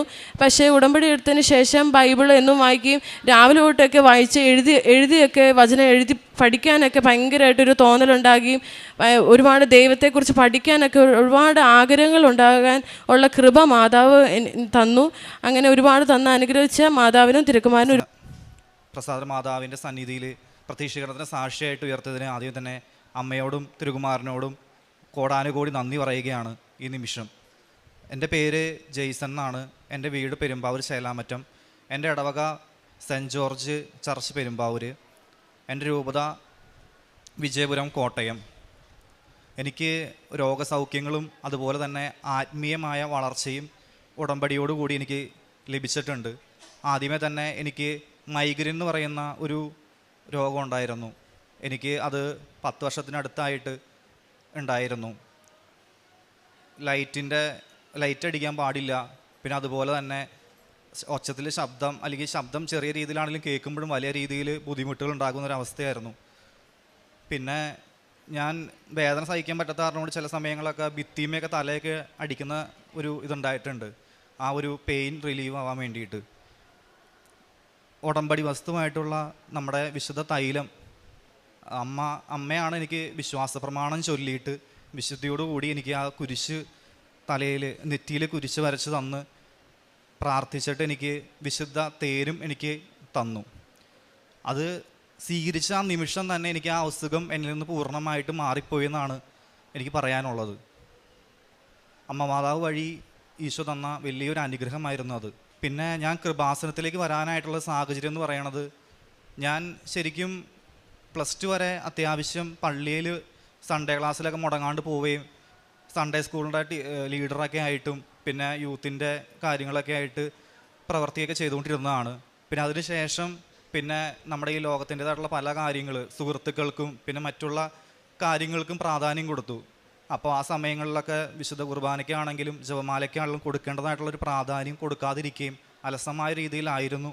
എന്നാൽ വിശ്വാസം ഉണ്ടോയെന്ന് വെച്ചിട്ടുണ്ടെങ്കിൽ ആരെയും കാണിക്കാൻ വേണ്ടിയിട്ടുള്ളൊരു വിശ്വാസം എനിക്കില്ല. യഥാർത്ഥമായിട്ട് ഞാൻ വിശ്വസിക്കുന്ന ദൈവത്തിന് വേണ്ടി ഞാൻ എങ്ങനെയാണോ പ്രാർത്ഥിക്കുന്നത് അതുപോലെയാണ്. അത് എനിക്ക് കാപട്യം എന്ന് പറഞ്ഞതിനോട് എനിക്ക് യോജിപ്പില്ല എന്നാണ് ഞാൻ പറയുന്നത്. അപ്പോൾ എന്നോട് അമ്മയൊക്കെ ആണെങ്കിലും സന്ധ്യാപ്രാർത്ഥന ഞാൻ എൻ്റെ ഓർമ്മ വെച്ച സമയത്ത് തുടങ്ങി അമ്മ ജപമാല അങ്ങനെ മുടങ്ങാറില്ല വീട്ടിൽ. പക്ഷെ ഞാൻ എൻ്റെ ഭാഗത്തുനിന്ന് അങ്ങനെ അത്ര പ്രാധാന്യം ഞാൻ കൊടുക്കാത്ത സാഹചര്യങ്ങൾ ഉണ്ടായിട്ടുണ്ട് വിശുദ്ധ കുർബാനയ്ക്ക് ജപമാലയ്ക്കെല്ലാം. പിന്നെ കുറച്ച് കഴിഞ്ഞപ്പോൾ ഞാൻ റിയലൈസ് ചെയ്ത് തുടങ്ങി, ഞാൻ വിശുദ്ധ കുർബാന പങ്കെടുക്കാനായിട്ടുള്ള ആഗ്രഹം എന്നിൽ വന്നു. പിന്നെ വിശുദ്ധ കുർബാന സ്വീകരിക്കാനായിട്ട് ഇപ്പോൾ ഇട ദിവസങ്ങളിൽ പോകുന്ന സമയങ്ങളിലാണെങ്കിലും എല്ലാ ദിവസവും അടുപ്പിച്ച് എനിക്ക് കുർബാന സ്വീകരിക്കാനായിട്ട് സാധിക്കുന്നില്ല. അപ്പോൾ എന്തോ ഒരു കുറവ്, എന്തോ എന്നെ പിടിച്ചു വലിക്കുന്ന എന്തോ ഉണ്ട് എന്നെനിക്ക് മനസ്സിലായി. അപ്പോൾ ആ സമയത്ത് 2 ദിവസം പോയി കഴിഞ്ഞാൽ 3-ാമത്തെ ദിവസം പിന്നെ എനിക്ക് പോകാൻ പറ്റണില്ല. പിന്നെ അത് കഴിഞ്ഞ് ഞാൻ എഴുന്നേൽക്കുന്നതൊക്കെ ആണെങ്കിലും ലേറ്റായിട്ടൊക്കെ തന്നെയായിരുന്നു. ഒത്തിരി ലേറ്റൊക്കെ ആയിട്ടായിരിക്കും. ചില വർക്കിൻ്റെതായിട്ടുള്ള കാര്യങ്ങൾ വരും, അല്ലെങ്കിൽ പല കാര്യങ്ങളും ഉണ്ട്. പിന്നെ കൂടുതലും സിനിമകൾ, റീൽസ്, ഇപ്പോൾ ഞാൻ പറയാണ്ട് തന്നെ അറിയാം, സോഷ്യൽ മീഡിയകൾ കാര്യങ്ങളെല്ലാം കൂടുതലായിട്ട് അങ്ങനെയുള്ളതിനൊക്കെയാണ് പ്രാധാന്യം കൊടുത്തുകൊണ്ടിരിക്കുക. അപ്പോൾ വിശുദ്ധ കുർബാന സ്വീകരിക്കണം എന്നുള്ള ഒരു ആഗ്രഹം വന്നു കഴിഞ്ഞപ്പോൾ ഈ 3 ദിവസം കുർബാനയ്ക്ക് പോയി സ്വീകരിച്ചു. 4-ാമത്തെ ദിവസം ആകുമ്പോഴേക്കും പിന്നെ പോകാൻ പറ്റണില്ല, എന്തോ ഒന്ന് പിടിച്ച് വലിക്കുന്നത് പോലെ. അപ്പോൾ അങ്ങനെ ഇരുന്ന സമയത്ത് എൻ്റെ മനസ്സിലിങ്ങനെ തോന്നുവാണ്, വീട്ടിലിരിക്കുന്ന പുസ്തകങ്ങൾ, ആവശ്യത്തെ കാര്യങ്ങളൊക്കെ ഒന്ന് ജസ്റ്റ് നമുക്കൊന്ന് ആവശ്യത്തെ കാര്യങ്ങളൊക്കെ നമുക്ക് കൊടുത്ത് ഒഴിവാക്കാം എന്നുള്ളത് മനസ്സിലിങ്ങനെ തോന്നുവാണ്. അപ്പോൾ ആ സമയത്ത് ഞാൻ എല്ലാം വീട് മൊത്തം ഉള്ളതെല്ലാം കളക്ട് ചെയ്ത് വന്നു കഴിഞ്ഞപ്പോൾ എൻ്റെ ഫാദറിൻ്റെ ഉടമ്പടി പത്രം എൻ്റെ കയ്യിൽ കിട്ടി. ഉടമ്പടി പത്രം കിട്ടിക്കഴിഞ്ഞപ്പോൾ അവിടെ നിന്നാണ് എൻ്റെ വഴി തിരിയുന്നത്. അപ്പോൾ അതിനുശേഷം എനിക്ക് കൃപാസനത്തിലൊന്ന് വരണം എന്നുള്ളൊരു ആഗ്രഹമൊക്കെ തോന്നി. അപ്പോൾ അമ്മേനോട് പറഞ്ഞു. അപ്പോൾ അമ്മ പറഞ്ഞു, നിനക്ക് അങ്ങനെ ആഗ്രഹം ഉണ്ടെങ്കിൽ നമുക്ക് പോവാം എന്ന് പറഞ്ഞ് ഞാനും അമ്മേനോട് കൂടി ഇവിടെ വന്നു. അപ്പോൾ ഞാൻ അവിടെ ഇരിക്കുമായിരുന്നു, ആ കസേരയിൽ ഞാൻ ഇരിക്കുമായിരുന്നു. പിന്നെ അത് കഴിഞ്ഞിട്ട് പിന്നെ വീട്ടിൽ ചെന്ന് കഴിഞ്ഞപ്പോൾ ഒരു സന്തോഷമൊക്കെ തോന്നി തുടങ്ങി. പിന്നെ അത് കഴിഞ്ഞിട്ട് എനിക്ക് ഉടമ്പടി എടുക്കണം എന്നുള്ളൊരു ആഗ്രഹം തോന്നി തുടങ്ങി. അപ്പോൾ അത് വന്നതിന് ശേഷം വീട്ടിൽ നമ്മുടെ മാതാവിൻ്റെ ഒരു ഫോട്ടോ ഒട്ടിച്ചിട്ടുണ്ട്. അപ്പോൾ അതൊക്കെ ഒന്ന് തുടയ്ക്കാനൊക്കെ എന്നോട് തോന്നുവാണ്. അപ്പോൾ ഞാനത് തുണിയിൽ വെള്ളം മുക്കിയിട്ട് തുടയ്ക്കുകയൊക്കെ ചെയ്തു. തുടച്ച് കഴിഞ്ഞ് കഴിഞ്ഞപ്പോൾ ഒരു പ്രകാശമൊക്കെ അതിൽ വരുന്നത് പോലെ എനിക്ക് തോന്നി. പിന്നെ അതിന് ശേഷം ഉടമ്പടിക്ക് വേണ്ടിയിട്ട് എനിക്ക് യോഗ്യത ഉണ്ടോയെന്ന് അറിയാൻ വേണ്ടിയിട്ട് ഞാനത് ഒരു 2 മാസത്തിനടുത്ത് ഞാൻ അതിന് വേണ്ടിയിട്ട്, അപ്പോൾ ആ സാക്ഷ്യങ്ങളാണെങ്കിലും അച്ഛൻ്റെ ടോക്കുകളൊക്കെ ആണെങ്കിലും യൂട്യൂബിൽ വരുന്നതിനല്ല, അപ്പോൾ ഞാൻ മറ്റുള്ള കാര്യങ്ങൾക്ക് പ്രാധാന്യം കൊടുക്കാതെ കൃപാസനത്തിൽ വരുന്നത് കാര്യങ്ങളെല്ലാം കേൾക്കാനും നമ്മുടെ അമ്മ മാതാവ് ചെയ്തിട്ടുള്ള ഓരോ കാര്യങ്ങൾ എങ്ങനെയാണെന്നൊക്കെ ഒന്ന് മനസ്സിലാക്കാനൊക്കെ വേണ്ടിയിട്ടും എനിക്ക് യോഗ്യത ഉണ്ടോയെന്നൊക്കെ അറിയാൻ വേണ്ടി ഞാൻ ശ്രമിക്കാൻ തുടങ്ങി. അപ്പോൾ അതിനുശേഷം എനിക്ക് ഒരാഴ്ച എനിക്കൊരു സ്പിരിച്വലി അത്യാവശ്യം നല്ല രീതിയിൽ കുർബാന കാണാനും നല്ല ആത്മീയമായിട്ടുള്ള ഒരു പ്രസൻസ് എനിക്ക് ഫീൽ ചെയ്തു തുടങ്ങി. കണ്ടിന്യൂസ് ആയിട്ട് കുർബാന കാണാൻ പോകാനും അതനുസരിച്ചിട്ട് പ്രാർത്ഥനകൾ പങ്കെടുക്കാനുമായിട്ട് സാധിച്ചു. എൻ്റെ ബർത്ത്ഡേയുടെ ആ മാസം, അതായത് ആഗസ്റ്റ് 1-ാം തീയതി എൻ്റെ ബർത്ത്ഡേ എന്ന് പറയുന്നത് സ്വർഗ്ഗാരോഹണ തിരുനാളിൻ്റെ അന്നാണ്. അപ്പോൾ എനിക്ക് ആഗസ്റ്റ് 1-ാം തീയതി തന്നെ ഇവിടെ വരണം എന്നുള്ളൊരു ആഗ്രഹം വന്നു. അപ്പോൾ തലേന്ന് തന്നെ എനിക്ക് അതിന് വേണ്ടിയിട്ട് അമ്മ ക്രമീകരിക്കുമായിരുന്നു. അതായത് പരിശുദ്ധ അമ്മ വരുന്ന കാര്യങ്ങളെല്ലാം, അതായത് ഏത് ഡ്രസ്സ് ഇടണമെന്ന് പോലും എന്നെക്കൊണ്ട് പറഞ്ഞ് ചെയ്യിപ്പിക്കുകയായിരുന്നു ചെയ്തത്. അതിനുശേഷം അറിയാം, ഞാൻ നേരത്തെ പറഞ്ഞു, അതായത് 10-11 മണി അല്ലെങ്കിൽ നമ്മൾ ലേറ്റായിട്ടാണ് എണീക്കുന്നത് ഒക്കെ പോലും. അപ്പോൾ ആ സമയത്ത് അമ്മ 3 മണിയായപ്പോഴേക്ക് എന്നെ വിളിച്ച് എണീപ്പിച്ചു. 3 മണിക്ക് എന്നെ വിളിച്ച് എണീപ്പിച്ച് ട്രെയിൻ കയറി. ഞാനിവിടെ വരാൻ വേണ്ടിയിട്ട് ട്രെയിൻ കയറി. ചേർത്തല എത്തിക്കഴിഞ്ഞപ്പോൾ ഞാനൊന്ന് ഉറങ്ങിപ്പോയി. ആ സമയത്ത് എന്നോടിങ്ങനെ പറയുകയാണ്, എനിക്കത് കേൾക്കാം, അതായത് നീ കൃപാസനത്തിലേക്ക് പോകാൻ വേണ്ടിയിട്ട് നീ എവിടെ ഇറങ്ങിയാലായിരിക്കും നിനക്ക് എത്രയും പെട്ടെന്ന് എത്താനായിട്ട് സാധിക്കുക എന്നുള്ളത് നീ നോക്കാൻ പറഞ്ഞു. അങ്ങനെ ഞാനത് നോക്കിയ സമയത്ത് നമ്മുടെ മാരാലിക്കുളം എന്ന് പറഞ്ഞാൽ നമ്മുടെ ചേർത്തല കഴിഞ്ഞുള്ള നെക്സ്റ്റ് സ്റ്റോപ്പിൽ നിന്ന് ഇവിടുന്ന് 6 കിലോമീറ്റർ ഉള്ളൂ. അപ്പോൾ അങ്ങനെയാണെന്നുണ്ടെങ്കിൽ അതായിരിക്കും കുറച്ചും കൂടി എളുപ്പം. അപ്പോൾ പെട്ടെന്ന് തന്നെ എഴുന്നേറ്റ് നോക്കിക്കഴിഞ്ഞപ്പോൾ അടുത്ത സ്റ്റോപ്പാണ്. അപ്പോൾ ഞാൻ അവിടെ ഇറങ്ങി അവിടെ നിന്ന് ഒരു ഓട്ടോ എടുത്ത് ഇവിടെ വന്നു. കറക്റ്റ് 5 മിനിറ്റ് ഉള്ളപ്പോഴാണ് നമ്മുടെ ഇവിടെ ഉടമ്പടി ക്ലാസ് സ്റ്റാർട്ട് ചെയ്യുന്നത്. അപ്പോൾ അതുകൊണ്ടാണ് ഞാൻ പറഞ്ഞത് അമ്മ കൃത്യമായിട്ട് എന്നെ കൊണ്ടുവരികയായിരുന്നു ചെയ്തത്. അതിനുശേഷം ക്ലാസ്സിൽ കയറി ക്ലാസ്സിലെ ഓരോ കാര്യങ്ങൾ അച്ഛൻ പറയുന്ന ടോക്കുകളൊക്കെ കേട്ടപ്പോൾ ഫുൾ ഇമോഷണലി ഡൗൺ ആയിപ്പോയി. കാരണം നമ്മൾ കണ്ട കാഴ്ചപ്പാടുകളൊക്കെ വ്യത്യസ്തമായിട്ട് നമ്മൾ ശരിക്കും പറഞ്ഞാൽ ജീവിക്കേണ്ട രീതികൾ എങ്ങനെയായിരുന്നു എന്നും ചിന്തിക്കേണ്ടതായിട്ടുള്ള കാര്യങ്ങൾ എങ്ങനെയായിരുന്നു എന്നുള്ളതും വ്യക്തമായിട്ടുള്ള ക്ലിയർ പിക്ചറാണ് ഉടമ്പടി ക്ലാസ്സിൽ കിട്ടിയായിരുന്നത്. അപ്പോൾ അതിനുശേഷം പുറത്തേക്ക് ഇറങ്ങി കഴിഞ്ഞ സമയത്ത് നമുക്ക് അറിയാം, നമ്മൾ അമ്മേനെയും തിരിയൊക്കെ നമുക്ക് പിടിക്കാനുള്ള ഒരു ഇതുണ്ട്. അപ്പോൾ ഞാൻ അവിടെ വന്ന സമയത്ത് ഇങ്ങനെ പ്രാർത്ഥിച്ചുകൊണ്ടിരിക്കുകയായിരുന്നു. അപ്പോൾ ഞാൻ ഫുള്ളി ഇതായി. അപ്പോൾ എനിക്ക് കിട്ടിയത് അമ്മേനെ തന്നെയായിരുന്നു പിടിക്കാനായിട്ട്. അങ്ങനെ അമ്മേനെയും വഹിച്ചുകൊണ്ട് എനിക്ക് വരാനുള്ളൊരു അവസരം അമ്മ തന്നു. പിന്നെ ഞാൻ ഇവിടെ വന്നപ്പോൾ തന്നെ എനിക്ക് നിയോഗങ്ങൾ ഞാൻ എഴുതി കൊടുത്തതിലും ഫസ്റ്റ് പ്രയോറിറ്റി ഇപ്പോഴാണെങ്കിലും ഇനി അങ്ങോട്ടേക്കാണെങ്കിലും ഞാൻ എഴുതിയതെന്ന് പറയുന്നത് ആത്മീയമായിട്ട് ജീവിക്കണം എന്നുള്ള കാര്യമാണ്. വിശുദ്ധിയോടുകൂടി ജീവിച്ച് മരിക്കണം എന്നുള്ള ഒറ്റ ആഗ്രഹം മാത്രമേ എനിക്കിപ്പോൾ ഉള്ളൂ.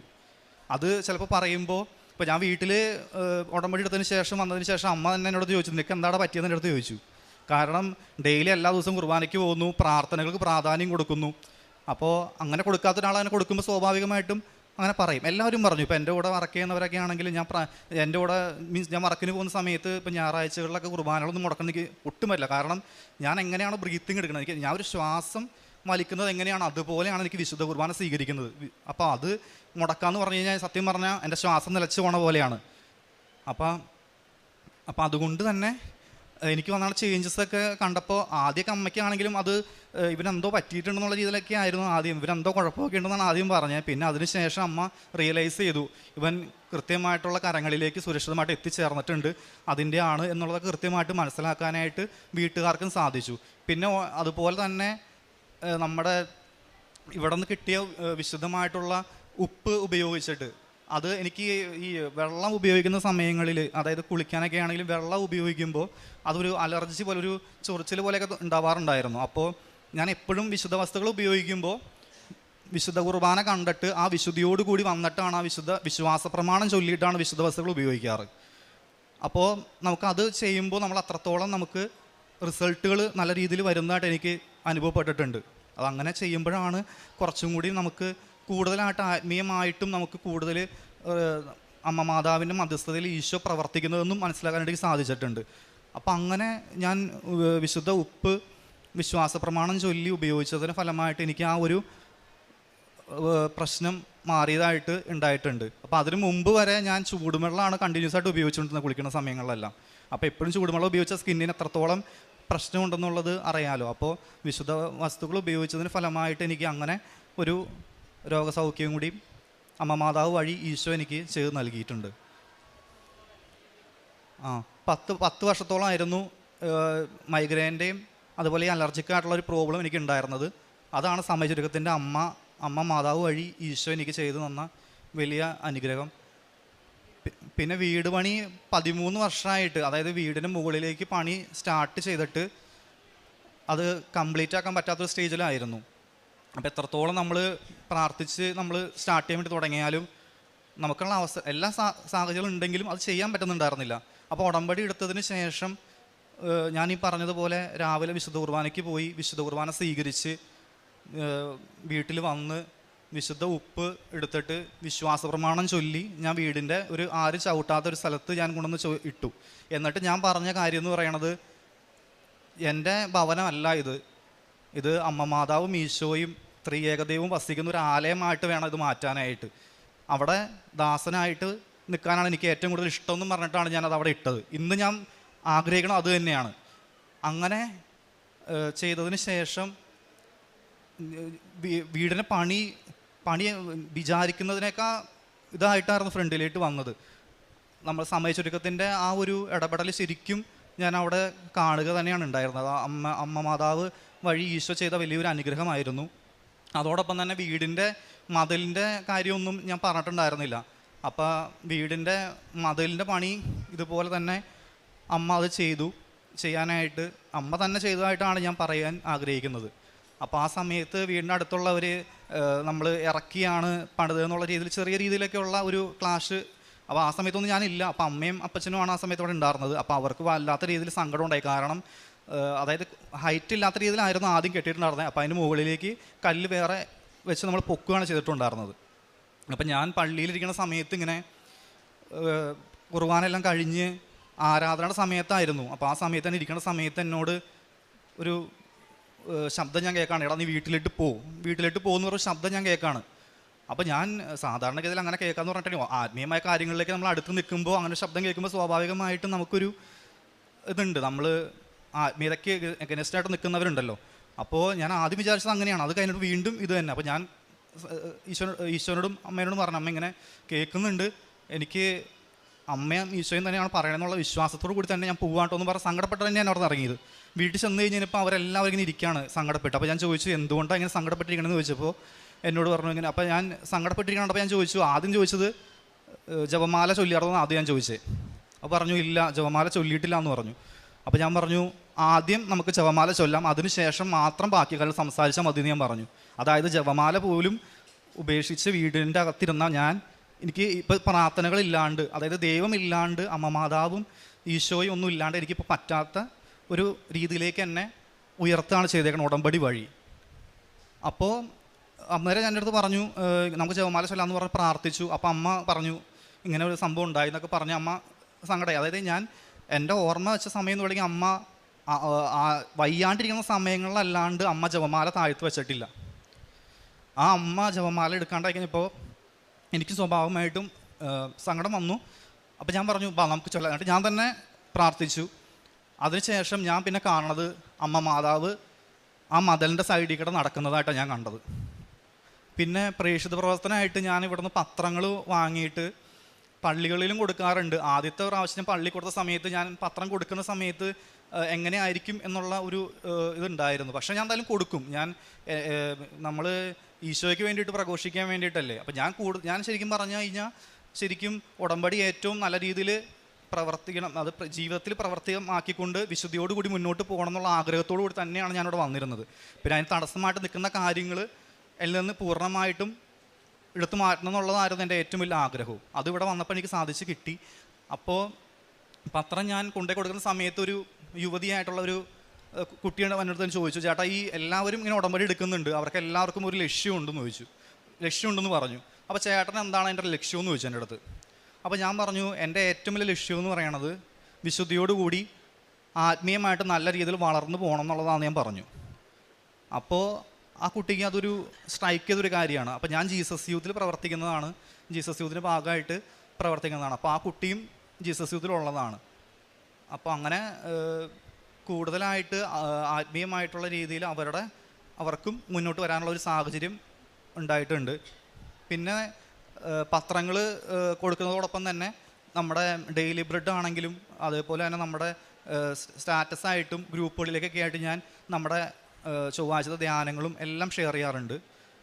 പിന്നെ കാരുണ്യപ്രവൃത്തിയായിട്ട് നമ്മുടെ ഇവിടെ ട്രസ്റ്റിൻ്റെ ഇതിൽ എന്നെക്കൊണ്ട് സാധിക്കുന്ന രീതിയിൽ ചെറിയ രീതിയിൽ, പിന്നെ യാചകർക്കായിട്ടും പിന്നെ ഫുഡിന് വേണ്ടിയിട്ട് എന്നോട് ഇങ്ങോട്ട് വന്ന് ചോദിച്ചിട്ടുണ്ട്. അപ്പം അങ്ങനെ ചോദിക്കുന്നവർക്കും ചെയ്യാറുണ്ട്. പിന്നെ അതുപോലെ തന്നെ ഞാൻ പത്രം കൊടുത്ത സമയത്തുണ്ടായ 2-3 കാര്യങ്ങളുണ്ട്. ഞാൻ കൊടുത്ത സമയത്ത് അത് കുറച്ച് റിജക്ഷൻസ് വരും. അപ്പോൾ റിജക്ഷൻസ് വരുമ്പോൾ സന്തോഷത്തോടു കൂടി കുഴപ്പമില്ല, അവർക്ക് അർഹതയുള്ളവരുടെ കയ്യിലേക്ക് ഇത് എത്തുള്ളൂ. അപ്പോൾ അങ്ങനെയുള്ളൊരു ബോധ്യം എനിക്ക് കിട്ടിയായിരുന്നു. അതായത് നമ്മൾ കൊടുക്കുമ്പോൾ അത് വേണ്ടാന്ന് പറയുന്നവരെ അവർക്ക് ഇവിടെ എത്തേണ്ടതായിട്ടുള്ള സമയമായിട്ടില്ല, അല്ലെങ്കിൽ അത് അവർക്കുള്ളതല്ല. അപ്പോൾ പ്രാർത്ഥിച്ചിട്ടാണ് കൊടുക്കുന്നത്. എപ്പോഴും ഞാൻ വിശുദ്ധ കുർബാന കഴിഞ്ഞതിന് ശേഷം മാത്രമായിരിക്കും പത്രം കൊടുക്കാനായിട്ട് ഞാൻ പോവുക. അപ്പോൾ ചില സ്ഥലങ്ങളിൽ എനിക്കുണ്ടായേക്കണമെന്ന് വെച്ചിട്ടുണ്ടെങ്കിൽ എന്നോട് ഇങ്ങോട്ട് വന്ന് ചോദിച്ചിട്ടുണ്ട്. ആദ്യം ഞാൻ വിശ്വാസ പ്രമാണമൊക്കെ ചൊല്ലിയിട്ട് പത്രം കൊടുക്കുന്നത്. അപ്പോൾ ആ കൊടുക്കുന്ന സമയത്ത് ഒരു ചേച്ചി എന്നെ കവർ ചെയ്ത് പോയി. ആദ്യം ചേച്ചി വേണ്ടാന്ന് പറഞ്ഞാൽ പോയേ. അപ്പോൾ കുഴപ്പമില്ല, അപ്പോൾ ആ ചേച്ചിക്ക് അല്ല എന്നുള്ള രീതിയിൽ ഞാൻ പ്രാർത്ഥിച്ചുകൊണ്ടിരിക്കുന്ന സമയത്ത് ആ ചേച്ചി തിരിച്ചു വന്നിട്ട് എന്നോട് പറഞ്ഞു, മോൻ എനിക്ക് ആ പത്രം തരാമോ എന്ന് ചോദിച്ചു എൻ്റെ അടുത്ത്. ആ സമയങ്ങളിലെല്ലാം ഒരു നല്ല സാന്നിധ്യങ്ങൾ എനിക്ക് കാണാമായിരുന്നു.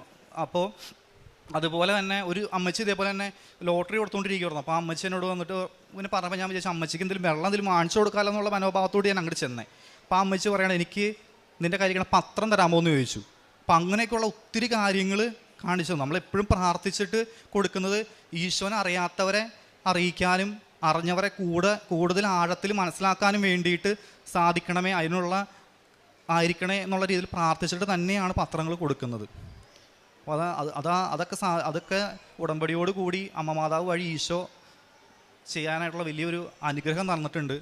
ആത്മീയ ജീവിതം എന്ന് പറയുന്നത് ഇപ്പോൾ എനിക്കിപ്പോൾ വിശുദ്ധ കുർബാന ഇല്ലാണ്ട് പറ്റൂല. ഒരു ദിവസം പോലും ഞാൻ വിശുദ്ധ കുർബാന മുടക്കൂല. ഞാൻ ട്രാവലിങ് ചെയ്യാറുണ്ട് എൻ്റെ ജോലിയുടെ ഭാഗമായിട്ട്. അപ്പോൾ ഞാൻ എല്ലാ സ്ഥലങ്ങളിലും പോകാറുണ്ട്. ഇപ്പോൾ കാസർഗോഡ് തുടങ്ങി തിരുവനന്തപുരം വരെ പോകാറുണ്ട്. അപ്പോൾ എനിക്കറിയില്ല എവിടെയൊക്കെ പള്ളി ഉണ്ടെന്നോ അല്ലെങ്കിൽ എവിടെയൊക്കെ ആയിരിക്കും കുർബാന സമയം ഒന്നും അറിയില്ല.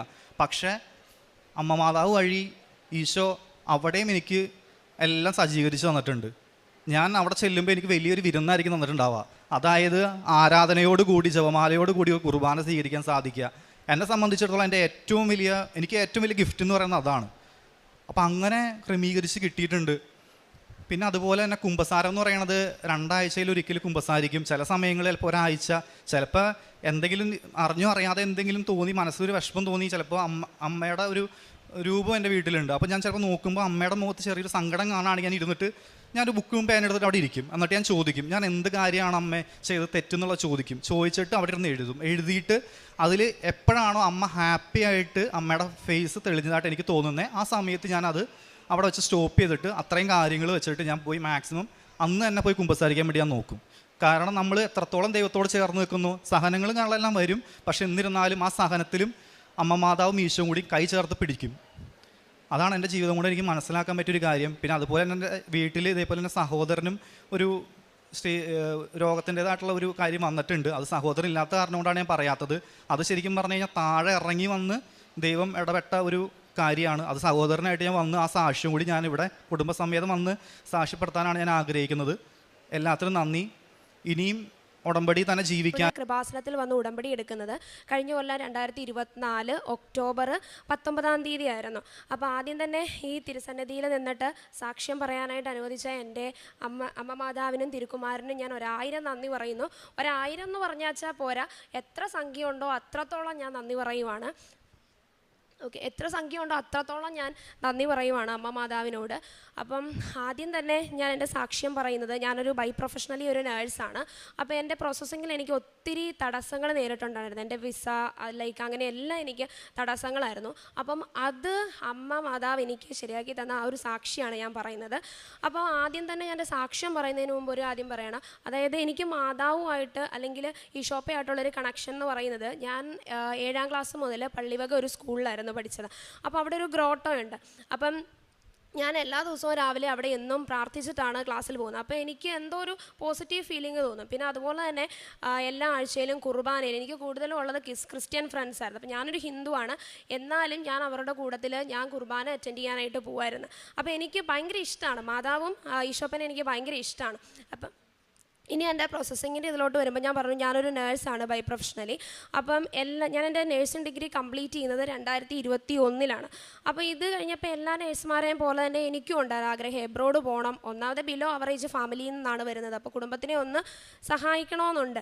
അപ്പം ഞാൻ ഒരു തവണ OET എഴുതി. ആ ടൈമിൽ അച്ഛന് കുറച്ച് സ്ട്രോക്കും അസുഖങ്ങളും ഉണ്ട്. എന്നാലും സപ്പോർട്ടീവായിട്ടുള്ള പേരൻസ് ആയതുകൊണ്ട് ഒരു തവണ നമുക്കൊരു ചാൻസ് തന്നു, എഴുതിക്കോളാൻ പറഞ്ഞ്.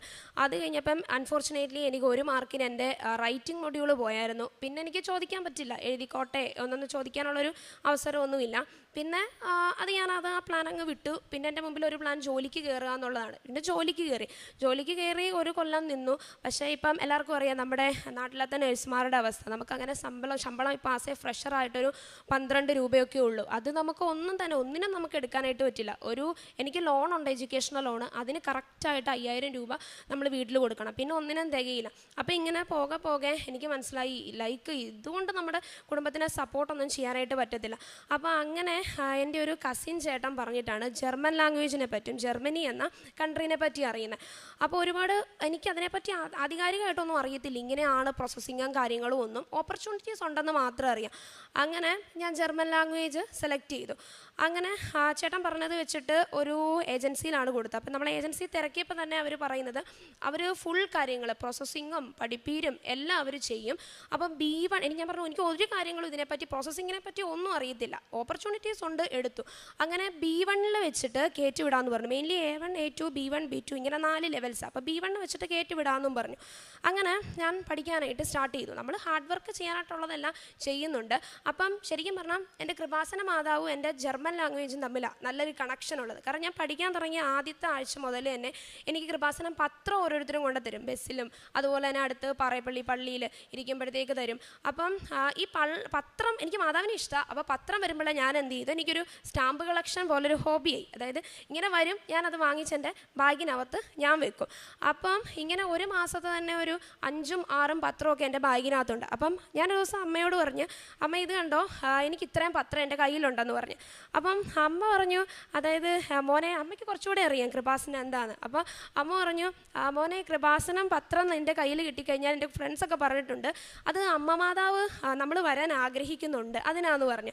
എന്നാലും അപ്പം അമ്മ പറഞ്ഞു, നിനക്ക് ഇത്രയും പത്രം ഇല്ലേ നിൻ്റെ കയ്യിൽ, അപ്പം ഇനി വാങ്ങിക്കണ്ടെന്ന് പറഞ്ഞു. എന്നാലും ഞാൻ വാങ്ങിച്ചു വെക്കും, എനിക്ക് ഭയങ്കര ഇഷ്ടം.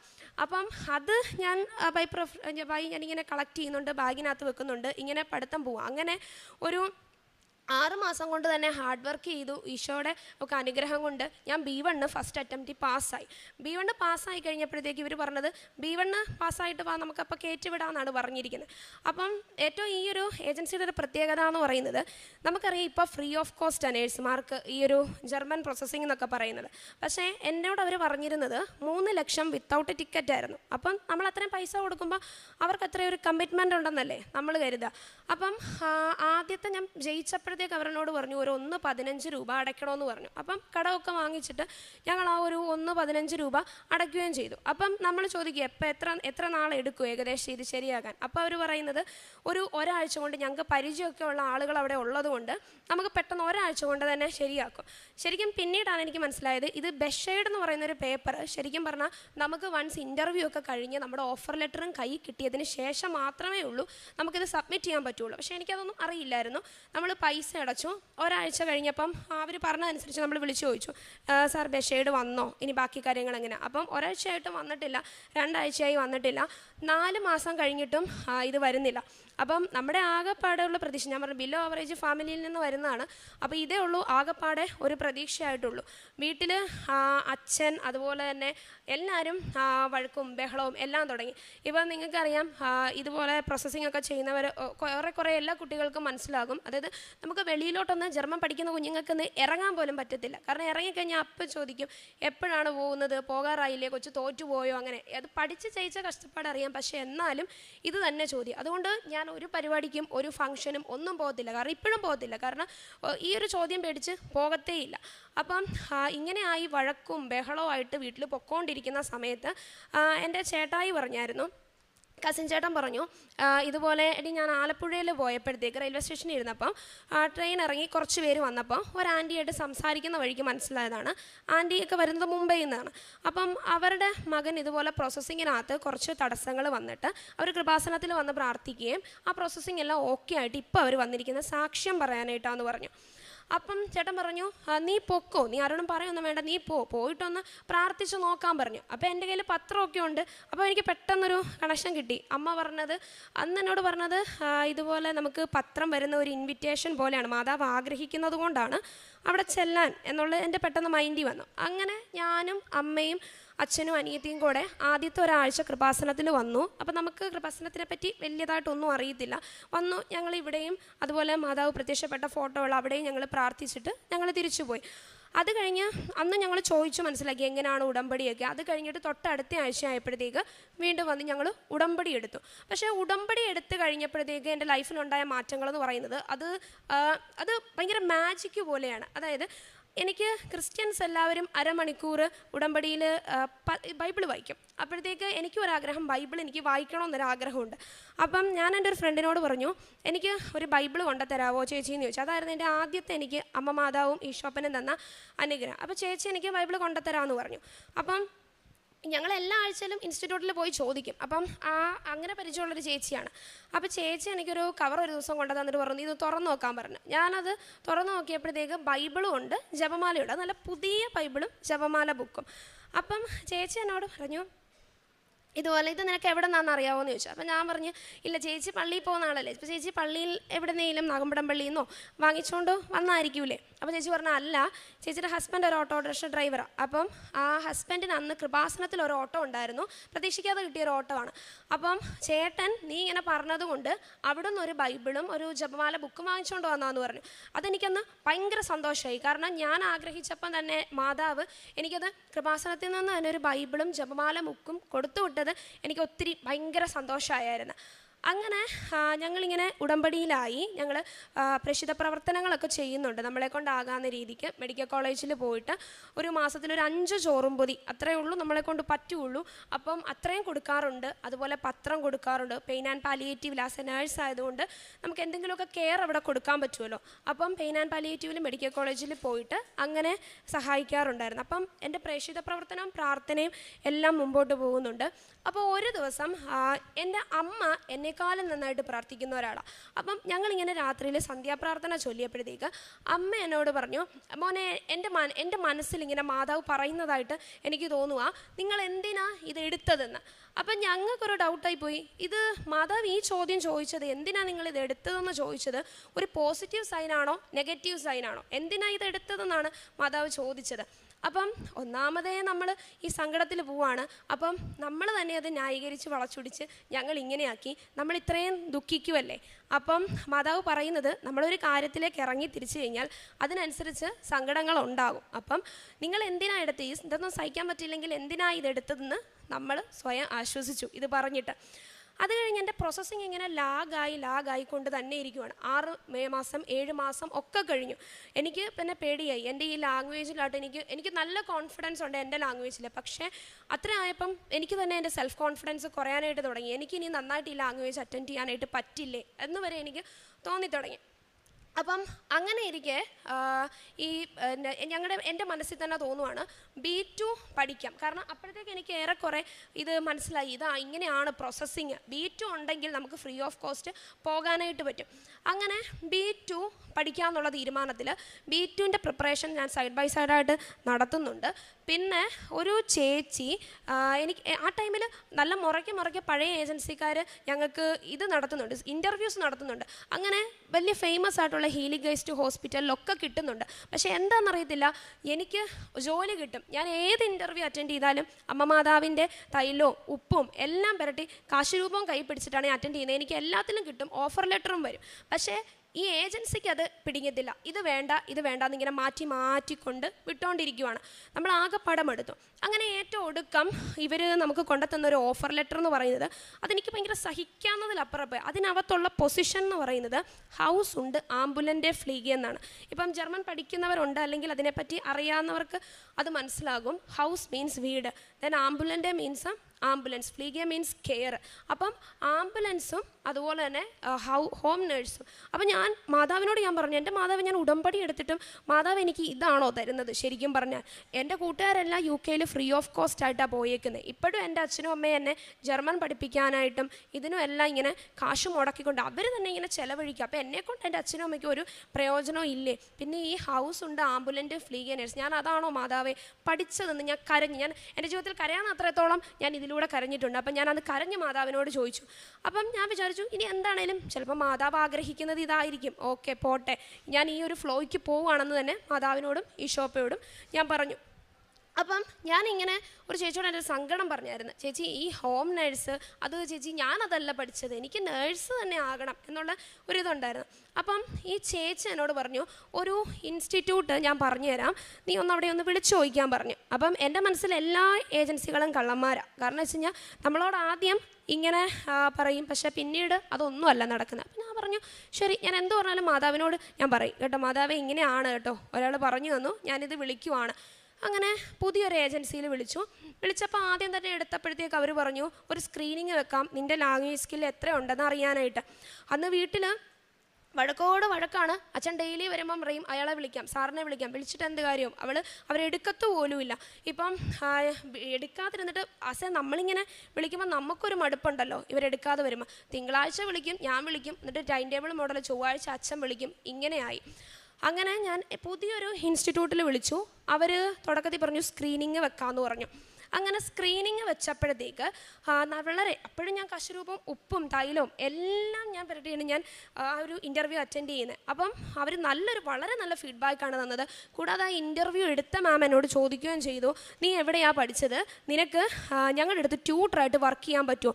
എനിക്ക് ഒന്നും ചിന്തിക്കേണ്ടി വന്നില്ല. കാരണം എൻ്റെ മാതാവ് തന്നെ ചോദിപ്പിച്ച ഒരു ചോദ്യമാണ്. കാരണം ഞാൻ പറഞ്ഞു, ഒരു വരുമാനവും ഇല്ല, അത് 25,000 രൂപ ആ ഒരു ഓഫർ ലെറ്റർ തന്ന് ഞാൻ പറഞ്ഞു യെസ് പറഞ്ഞു. ഓക്കെ, അപ്പോൾ എനിക്കൊരു വരുമാനമായി, എനിക്കൊരു ജോലിയായി. അപ്പം ആ വഴിക്ക് ഞാനിങ്ങനെ പ്രോസസ്സിങ് കണ്ടിന്യൂ ചെയ്തുകൊണ്ടിരിക്കുകയാണ്. അങ്ങനെ എൻ്റെ എംപ്ലോയർ ഇൻ്റർവ്യൂ ഒക്കെ എനിക്ക് അധികം താമസിക്കാതെ അവിടെ എനിക്ക് കിട്ടി. അപ്പോഴും സൈഡ് ബൈ സൈഡായിട്ട് ഇവിടെ പ്രോസസ്സിങ് നടക്കുന്നുണ്ട്. ഒന്നും ആയില്ല എന്നും ചോദിക്കുമ്പോൾ പറയുന്ന അടുത്ത വെള്ളിയാഴ്ച വരും. അതുപോലെ ചിലപ്പം പറയും ഉർലോബ് വെക്കേഷൻ ആണെന്ന് പറയും. അപ്പം മുറയ്ക്ക് അവിടെയും പ്രോസസ്സിങ് നടക്കുന്നുണ്ട്. അപ്പം ഇങ്ങനെ ഈ സൈഡ് ബൈ സൈഡായിട്ട് പുതിയ ഈ പ്രോസസ്സിങ് കൂടെ നടക്കുമ്പോഴത്തേക്ക് ഒരു ദിവസം ഇതുപോലെ ഞാൻ ചോദിച്ചു, ഇതുപോലെ എന്തായി പ്രോസസ്സിങ്. അപ്പോൾ എനിക്ക് പെട്ടെന്ന് തന്നെ ഒരു ഇൻ്റർവ്യൂ അവരെനിക്ക് അറേഞ്ച് ചെയ്തു തന്നു. അങ്ങനെ അതിലും ഞാൻ പാസ്സായി. അപ്പോൾ ഇതിൻ്റെ അടുത്ത ഭാഗം എന്നോളം ട്രാൻസ്ലേഷൻ അറ്റസ്റ്റേഷൻ എന്ന് പറഞ്ഞിട്ടൊരു പ്രൊസീജിയറുണ്ട്. അതിന് ഞാൻ എൻ്റെ ഒറിജിനൽ സർട്ടിഫിക്കറ്റ് അയച്ച് ജർമ്മനിയിലോട്ട് പുതിയ ഏജൻസിക്കാർ പറഞ്ഞത് വെച്ചിട്ട് കൊടുത്തു. ഓക്കെ, അപ്പം ഞാൻ അമ്മ പറയുന്നതനുസരിച്ച് ഞാൻ ആ ഫ്ലോയ്ക്കാണ് പൊയ്ക്കൊണ്ടിരിക്കുന്നത്. എനിക്കറിയത്തില്ല എൻ്റെ ലൈഫ് എങ്ങോട്ടാണെന്നൊന്നും എനിക്കറിയത്തില്ല. അപ്പോൾ അൺഫോർച്ചുനേറ്റ്ലി എൻ്റെ ആദ്യം കൊടുത്ത അപ്പോഴത്തേക്ക് 1 കൊല്ലത്തോളമായി എൻ്റെ ആദ്യത്തെ ഏജൻസിയിൽ പ്രോസസ്സിങ് നടക്കാൻ തുടങ്ങിയിട്ട്. അവിടുന്ന് ഇത്രയും കാത്തിരുന്ന ബഷീഡ് വന്നു എന്ന് പറഞ്ഞു. പക്ഷേ എനിക്കവിടെ ഒറിജിനൽ സബ്മിറ്റ് ബാക്കി പ്രോസസ്സിങ്ങിന് വേണ്ടി സബ്മിറ്റ് ചെയ്യാൻ പറ്റില്ല. കാരണം രണ്ടാമത്തെ ഏജൻസിയിൽ ഞാൻ കൊടുത്തിരിക്കുന്നത് കൊണ്ട് എൻ്റെ സർട്ടിഫിക്കറ്റ്സ് ജർമ്മനിയിലാണ്. ഓക്കെ, അപ്പം ഇതുപോലെ ഞാൻ പറഞ്ഞു ഞാൻ ക്വിറ്റ് ചെയ്യുവാണ്. എന്നാലും എനിക്കൊരു സംശയമുണ്ട്, അവിടെ ഞാൻ അത്രയും കാത്തിരുന്നിട്ടും എനിക്ക് കിട്ടിയില്ല. ഇപ്പോൾ ഈ ഒറിജിനൽ സർട്ടിഫിക്കറ്റ്സ് അവിടെ ആയതുകൊണ്ടാണ് എനിക്കത് കൊടുക്കാൻ പറ്റാതിരുന്നത്. അതിനോടൊപ്പം തന്നെ ഞാൻ എൻ്റെ B2 എക്സാം എഴുതിയിട്ടുണ്ടായിരുന്നു. B2 എക്സാമും ഞാൻ പാസ്ഡായി. അത് ഞാൻ പറയുവാണെങ്കിൽ എൻ്റെ B2ൻ്റെ റിസൾട്ട് വരുന്നത് വെറും 15 ദിവസം കൊണ്ടാണ്. 15 ദിവസം കൊണ്ട്, സാധാരണ ഒരു 30 ദിവസമൊക്കെ എടുക്കുന്നത്, 15 ദിവസം കൊണ്ട് എൻ്റെ റിസൾട്ട് വന്നത്. അത് ഞാൻ കൃപാസനത്തിൽ ഉടമ്പടി പുതുക്കാനായിട്ട് ഒരു ദിവസം വരുമ്പോഴാണ് വെളുപ്പിനെ ഞാൻ എൻ്റെ റിസൾട്ട് കാണുന്നത്. അതും എല്ലാം എനിക്ക് അത്ഭുതങ്ങൾ സംഭവിക്കുന്ന എല്ലാം ചൊവ്വാഴ്ച ദിവസങ്ങളിൽ തന്നെയാണ്. അതൊരു മാതാവിൻ്റെ ഒരു അനുഗ്രഹം എന്നാണ് ഞാൻ കരുതുന്നത്. അപ്പം റിസൾട്ട് വന്നു. പിന്നെ അവിടെ നിന്നുണ്ടായ ഒരു മാറ്റം എന്ന് പറയുന്നത് എനിക്ക്, അത് ഞാൻ പറഞ്ഞത് മാജിക്കാണ്. കാരണം എൻ്റെ ഈ പറഞ്ഞ പോലെ പെട്ടെന്ന് തന്നെ ബഷീർഡ് പേപ്പർ വന്നു. പിന്നെ പ്രീ അപ്രൂവൽ എന്ന് പറയുന്നൊരു പ്രൊസീജിയർ ഉണ്ടായിരുന്നു.